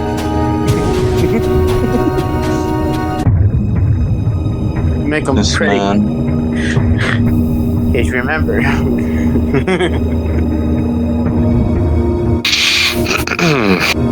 Leonte, would you be so kind as to go ahead and roll intelligence plus larceny for me, please? Intelligence plus larceny.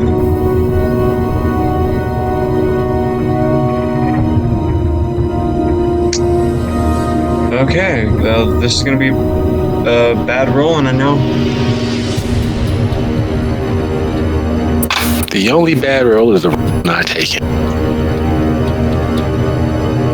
Oh, this is going to be a bad roll.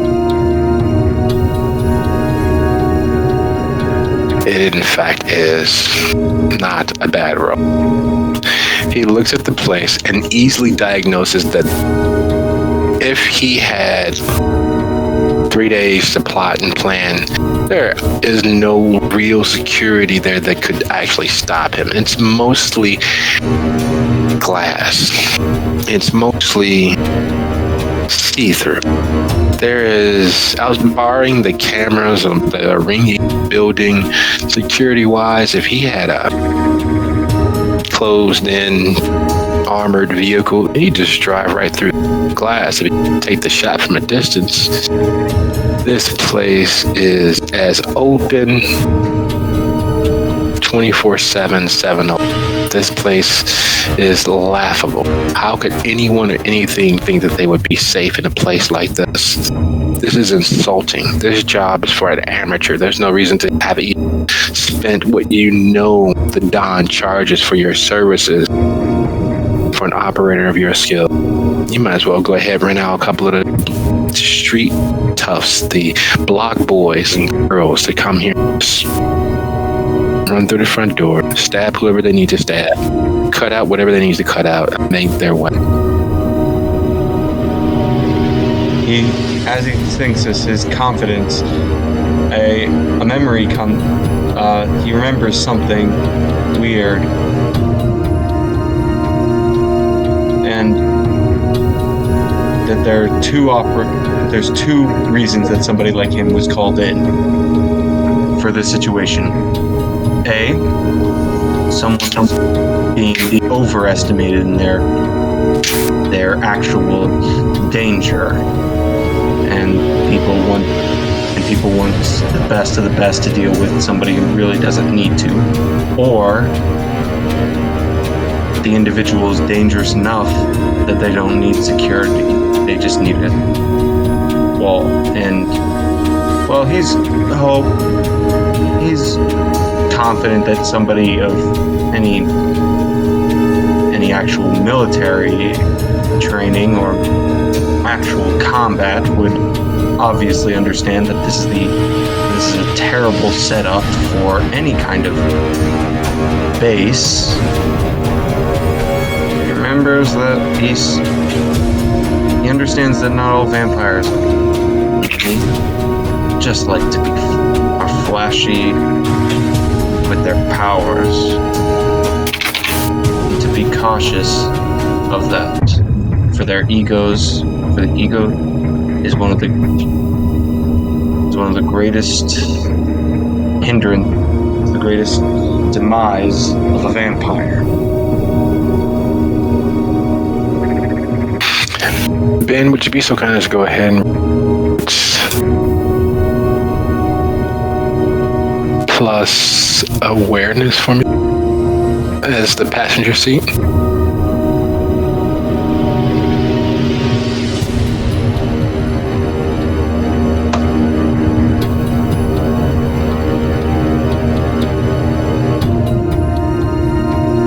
You said wits and awareness? Yes.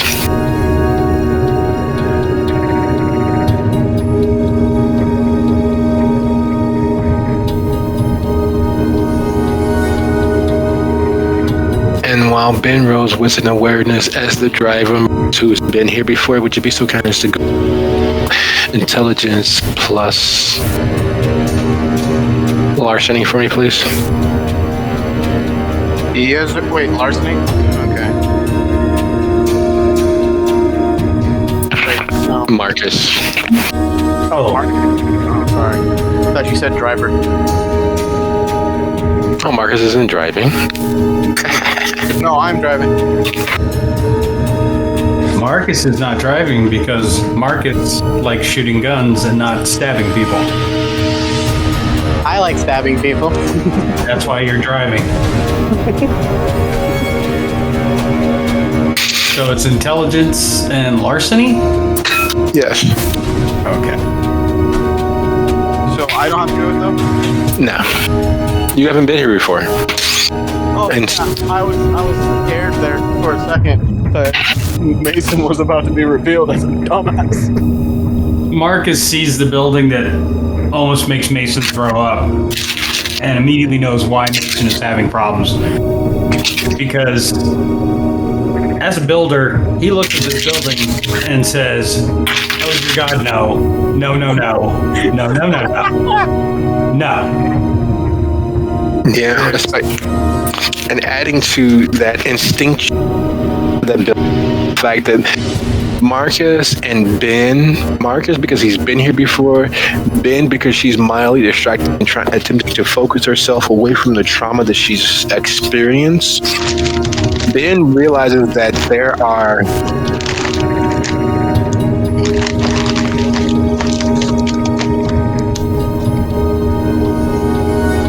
several individuals standing inside the barely lit room of the church. The lights from the outside are the only lights that, and they shine through the glass, true enough, colored though it might be, but they're just standing there. Not statues, not mannequins, not plants. Those are definitively human. There's a small wavering as they take breaths, but they're in gold robes and masks. One from a distance would easily consider them to be statues or mannequins. No, very much are humans, just standing in of that first floor of the church. And Marcus realizes that those cameras that ring the building, those are dumb cameras. They're not the new, modern, interconnected web of security. Those cameras are dumb. That means that they terminate at some definitive closed location within the building. It means that as they are moving and have moved since you parked across the street, that someone is manning. There's no internet. There's no Wi-Fi or Bluetooth connectivity for those cameras.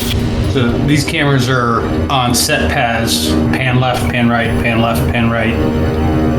No. Full one-way wiring, not to a recording station or to a remote location, but to a security room somewhere inside the building. Yes.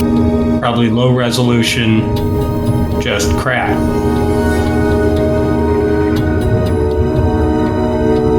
Okay. And I noticed the two statuesque people that are pretending not to move. You do notice that those stupid statues inside, yeah. What church would have such a stupid decoration and decor? How could you ever have been taken in by whoever could operate out of such a low class, low rent, low tech? And you said there's a parking lot next to it, just filled with a random assortment of cars? Yep. Well, there's our distraction. Can we move the Teslas out of the way first? No, the Teslas are going to be a very important part of the plan. They have the loud. The only good-looking thing here. Yeah, but we're not going to blow them up. Oh. But they have the loudest alarms. Oh. Do you want to go in that building? Or would you prefer to draw people out of the building? I would prefer to stab Genius. them and slice them. You are Marcus. That's a good plan.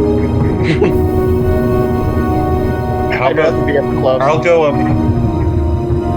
up and act as eyes over the. I don't.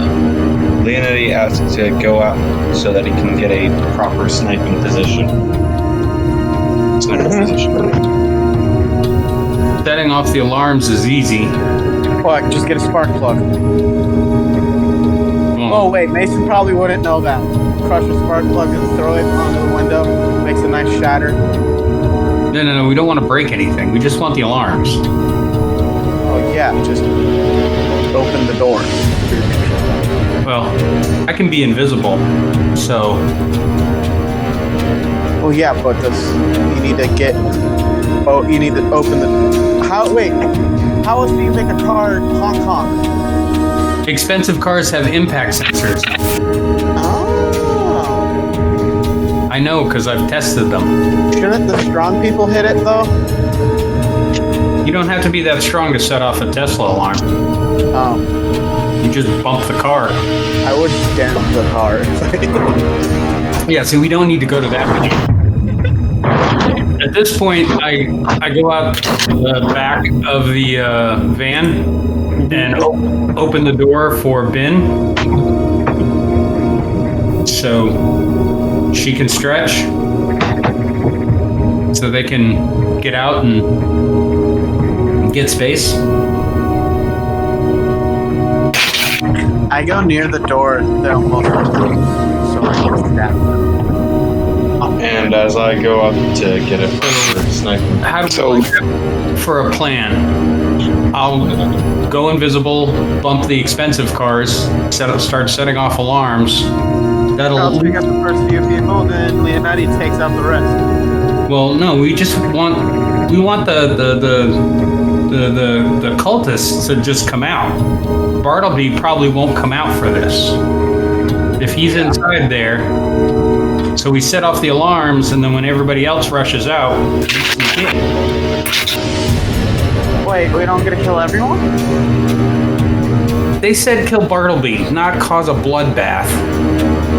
Fine. You'll be able to stab kill people as just many fine later people as we need. Anyone who gets in our way, they die. But Let's get the mission done first. Yes. Okay. Bartleby is our target. Anyone else? So Kill as. I'll set off all the alarms, for now. and you guys figure out sneaky ways to get in once the stampede comes rushing out. Okay then. Well, I can also go invisible and sneak my way in. See, there's two of us. Because there's two of us who are good at sneakies. Well, I have more of a sneaky runaway, but whatever works. It doesn't matter. We're just good at sneaking around. Okay, so Marcus looks at Ben to make sure she's taking in the plan.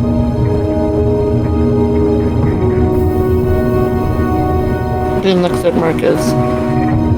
As smart as you are, darling nerdling, there's something you should know.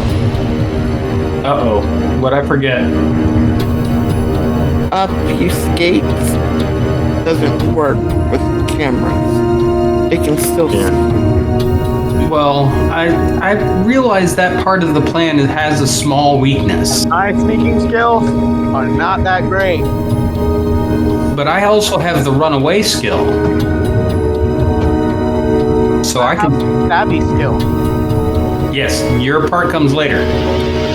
See, But Well, how cameras is I are supposed to a wait by the weakness. yard? Do I just wait by the door and I'll run out and then go in? Well, if these cameras are dumb, so there's one guy sitting in a room with a bunch of TV screens right now. 50-50, he's asleep. Well, but also the one thing he'll be paying the most attention to is the parking lot full of very expensive cars. He will be able to see me. The cameras, you can't trick a camera. Well, I've heard you can. I can't trick cameras. So while whoever's standing looking out in the parking lot won't see what we're doing, the idiot in the security room will get a glimpse. That's why I'm And thinking. we're only trying to confuse the person who can't see us. Right. It doesn't matter if somebody can see us. If they can't convey where we are. Also, tell me you touch the car and down. become visible. So, well, I could set off, as long as nobody understands what's going on, I can remain invisible. And once I become visible, I can move faster than anybody else. Alright. So I can set off 2-3 alarms and run away. But the key thing here is how do I get in? When all the bad guys come rushing out to look at the cars, you sneak in on the other side. Yes, but they still might see me. Yes, there is that. That's why you and Leo would work in concert. I'd be by myself with the cars. You two work together. Okay. So And- help me. Got it. And Ben, being the most experienced in Everything. basically everything, has multiple avenues of entry. And I would just run around the building. Okay. I'm good with this. So everybody make peace with your beast, because we're about to ask them a lot of favors. Oh, don't worry. I'm feeding my beast.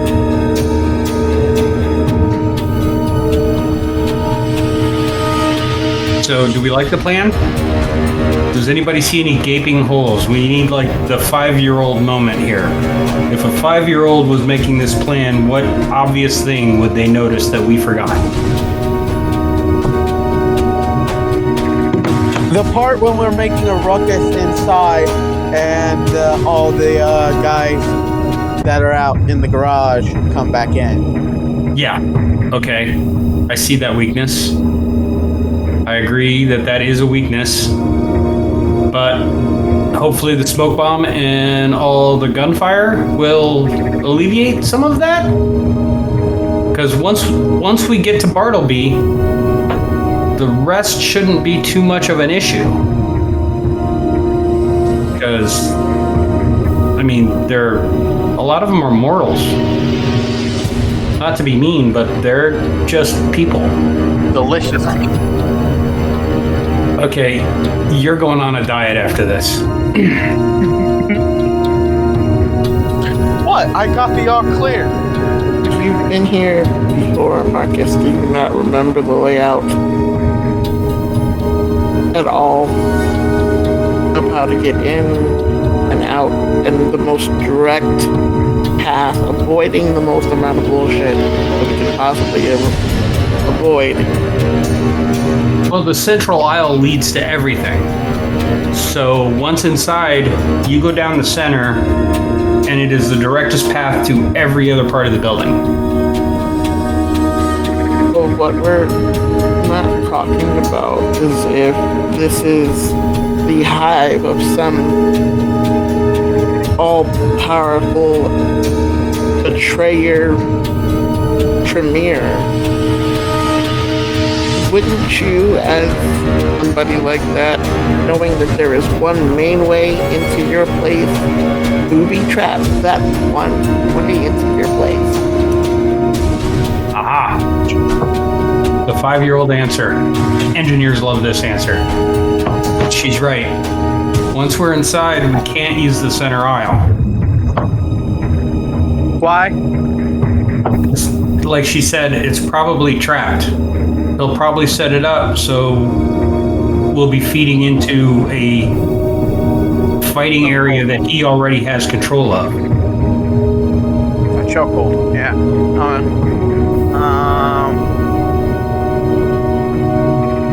Yeah, I'll leave the planning up to you guys. So once inside, we stay away from the center, stay to the outsides.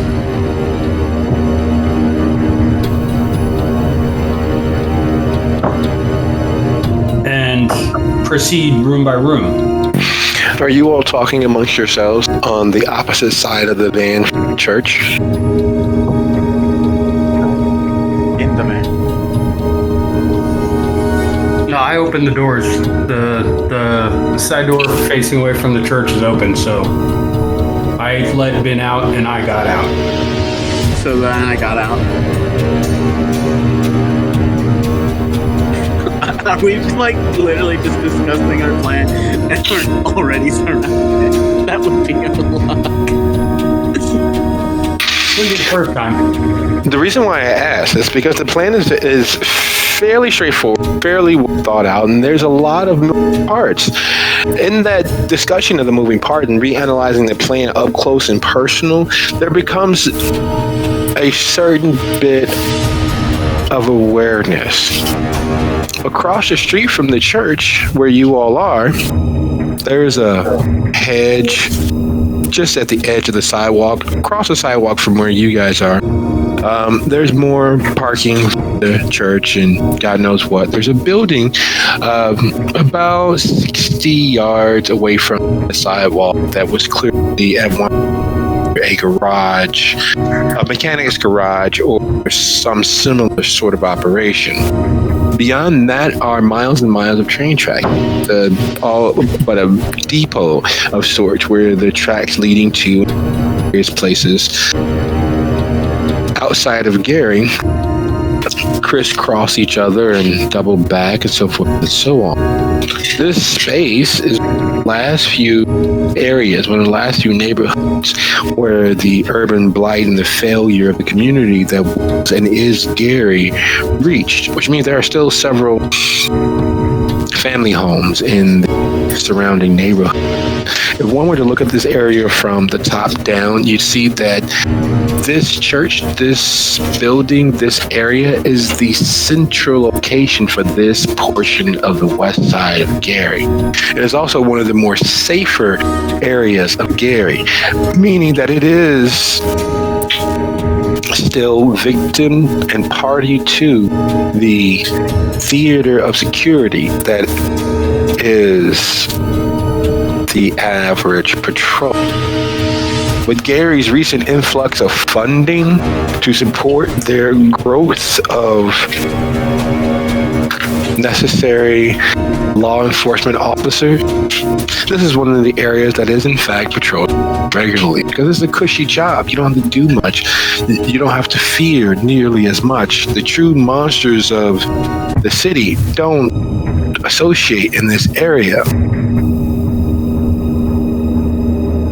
And that becomes apparent as the building, roughly 60 yards from where you are standing, just the other side of the hedge, several doors open.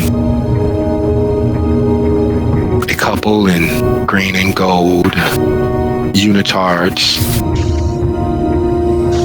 are holding up their cell phones and pointing. You all don't think much of it because from this distance they seem like just taking Snapchats or Instagrams or TikToks or whatever it is the kids do these days. 6.5 minutes later, 6.5 minutes later, you realize that parked in front of the church are not one, but two GPD patrol cars. The officers inside haven't stepped out. It's clearly checking the computer that is inside their dash and talking to each other via their cell phones. But they're parked and sitting.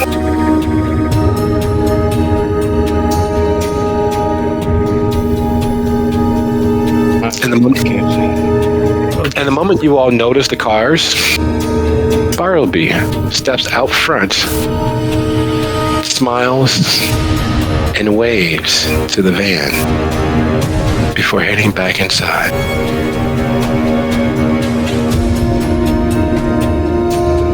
Oh, I so wish that I was in a sniping position. God damn. Okay, so we go now or we don't go at all? He knows. Let's go. I also activate heightened senses. I know it's aspects plus something else.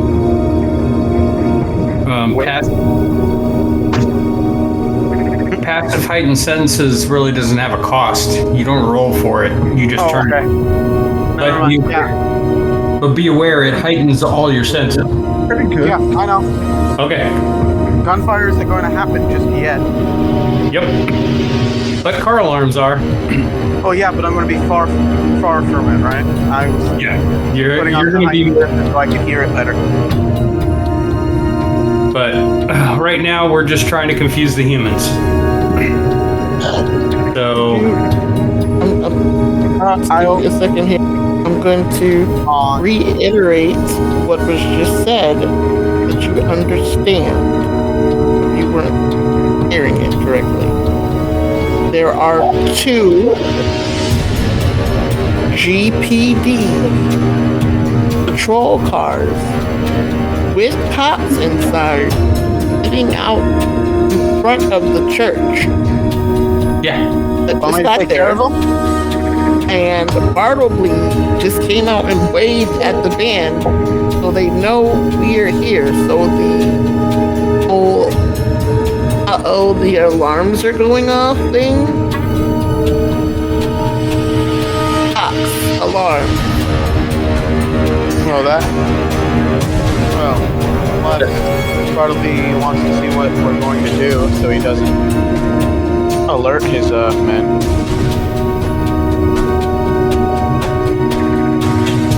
Well, like I said, the whole distraction of the alarms is not for Bartleby. It's for the humans. Exactly. So if I set off a few Tesla car alarms in the parking lot, the cops will go to that, and I can get away.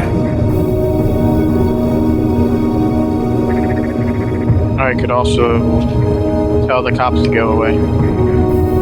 Or convince them to go away. Oh, never mind. The Venture are better at that than I am. Well, Marcus decides it's time. Okay, Ready then? Leonti, I think it's time we faded. Okay. So everybody else turn around. Why? You just kind of disappear. It's easier when you're not looking. Alright. I'm serious, it's like a free roll when you're not looking. Oh yeah, I am looking away. No, my ability, because it's movement based, I have to do a roll. Yeah, the unseen passage, you gotta make a roll, but it's easier if nobody's watching. Yeah.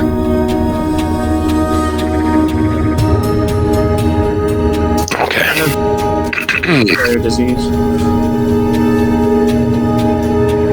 So, Sit in front of a piano without wanting to play it. Ah, damn it. yeah. It's a rouse check. If nobody's watching you, it's a rouse check. Yep. So, Which means it works, but it could cost you hunger. So, with 2 GPD police officers' cars, patrol cars with dash cams, you all cross the street heading towards the parking lot to trigger the Tesla's alarm. I'm the only one going towards the parking lot. Everybody else is going the other direction. And I'm invisible. Well, the problem is that the dash cam, they'll be able to see. That's why I'm going around the side. Dash cams look out the front. Yeah. Computer nerd. I build these things. Yeah. You taught 12-year-olds how to do it. Actually, in Mason's case, it would be 12-year-olds teaching him how to do it. All right, so 2 things. Go ahead, roll dexterity and stealth for me. And Mason, Leonti, and Ben. While Marcus is heading toward the parking lot, what are you doing? Starting in alphabetical order so we don't trip over each other.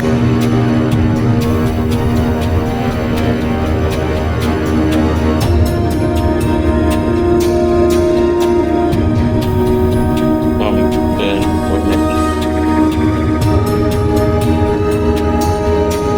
Does Ben recognize either of the cops that are sitting in the cars? Because sometimes she works with GPD.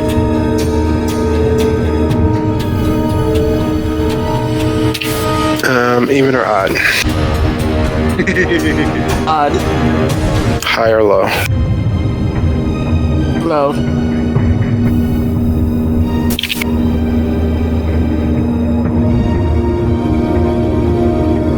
Yes, and they despise you. The lead car is a blowhard, rides a fat boy with 8 hangers.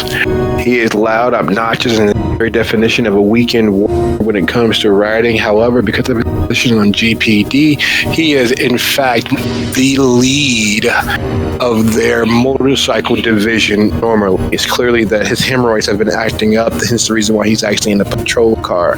He is the last sort of person that you to interact with, even though his money is good. He belittles, berates, and unfortunately is usually right. However, the way that he goes about it is to alienate and make enemies where he could have just had people who don't even care that he exists. Sounds like old Mason.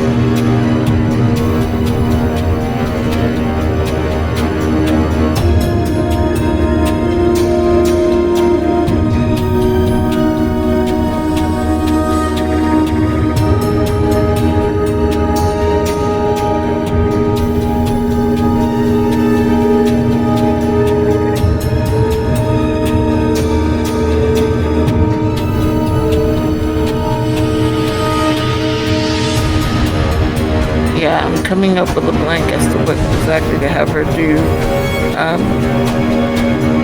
Seeing as how he doesn't like her, having her go over there and talk to them is probably not the best idea as far as the distraction goes.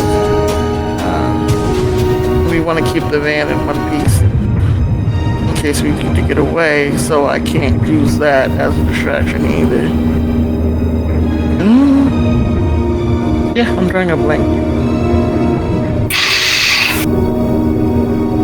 Wait a second. I just remembered something. I do have influence in the city. Do I recognize the cops? Leonti would Ben considering their options. Oh, right. Leon, sorry. Lena.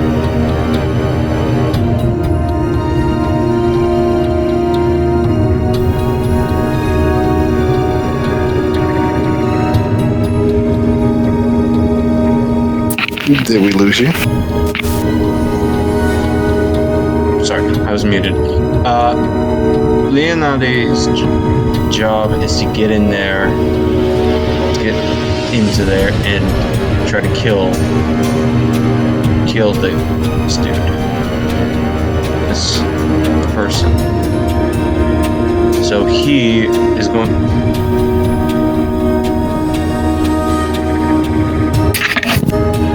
He's going to try to get around them.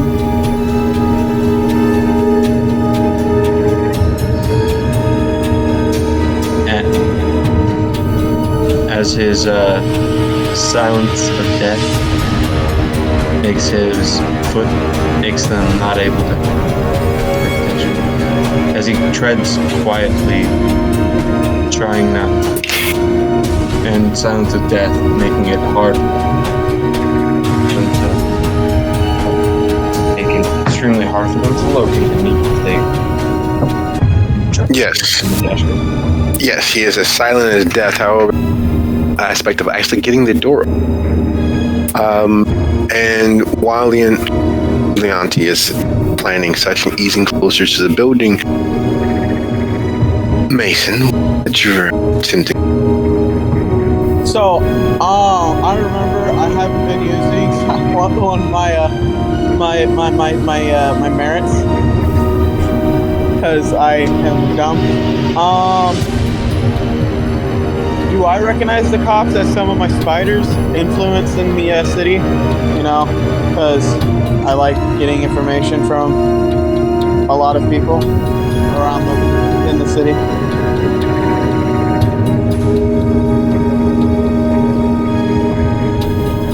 Give me 1 second. I need to check. Small. Oh, relatively minor. And my laptop is as slow as it. Bear with me a second here. 3 dots.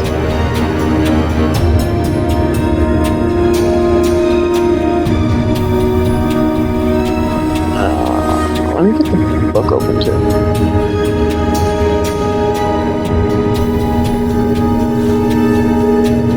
No, you wouldn't recognize any police officers. Influence is literary community, Right. not police, mayor, not all. That's Nah. Frost. Well, Frost has fame in the police departments.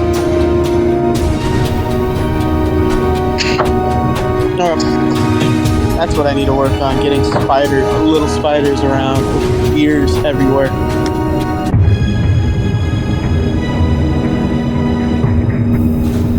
Okay.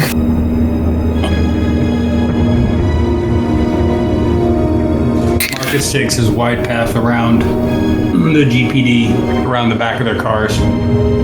All right. So to expedite things a little bit here, we're gonna move into a more cinematic mode. Would Leonti, dexterity, and stealth. Got it.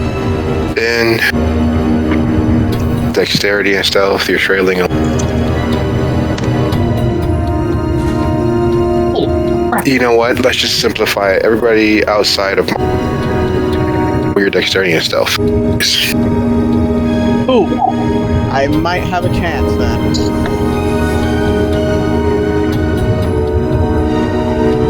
That's a fucking device.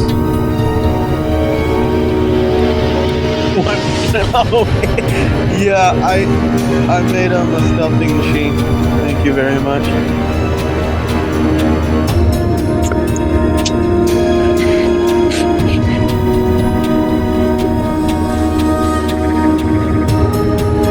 Like I said, I don't stealth very well. Okay. So the plan was predicated upon drawing the potential cultists, church members, or hierophants out so that they will have access to getting inside unnoticed. It also will require being unnoticed in triggering the alarms and getting away as quick as possible. Like most things in the world, there is always the unforeseen factor of people. People win every friggin' thing. Every facet of society by the individual members of society, either astray or raising unnecessary issues and alarms. And, well, unfortunate for the code, the alarms going off did in fact trigger the police officers who exited vehicles, catching sight of the members, barring of course Marcus, who, when triggering the alarm, immediately took steps to take flight out of the area. And a most troubling thought occurred as he began making his way away from focused area of the police who saw the members of the coterie making their way toward the door, which was opened by two cultists, clearly cultists, standing with their masks. The police officers, instead of heading toward the alarming cars, headed toward the coterie members. Their cameras on, their radioing into their disturbance, and there's no such thing as coincidence. Blase give you, in other words, just gave you opportunity. Enter. Leave with them. With the police standing there, there is only what could happen. There's going to be a shootout. Worse, you'd have to take the what? cultist up on their offer. Oh, I see. No one is dead. Rock and hard place. You all enter. Marcus trailing behind. As the police take their word that everything is fine, just church members late to their congregation. Police head back to their car, radioing in clear, while you all are inside with the cult members. Being inside with the cult members gives you all the opportunity to realize that those masks that they have in place are so that you don't see where their eyes are. Catching glances. Somehow, in the conversing with cult members, Bartleby is there. He shouldn't be because you didn't see him from outside. You realize that the light is dimmer. The clear glass shouldn't obstruct the light in the way that it does. The gloaming and gloom that you all saw from outside is in fact not. It's actually fairly bright inside the church. The light from outside is just bent. What should have been an empty church, has pew of church members are sitting, almost as if they were waiting.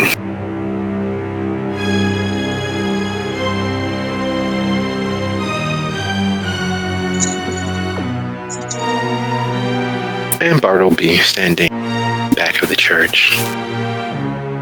It is in fact so be here, and that handkerchief which attracts the gaze. You all there in the dice channel.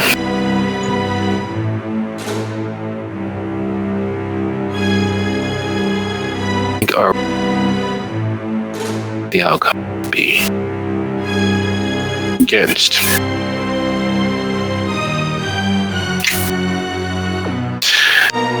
And there's several of you. Handkerchief. Leonti is the last to remain cognizant of himself. And I remember thinking about drawing a gun, but that handkerchief is so thoroughly attracting. When that it just floats through the air, guided by his hand. Something about having the guilt, trauma, and pain of the last few days waved away, is as enticing as being led to the rocks by a siren. As you realize that the handkerchief has stopped moving, so too have you. To your left and right are stone walls as old as the city itself.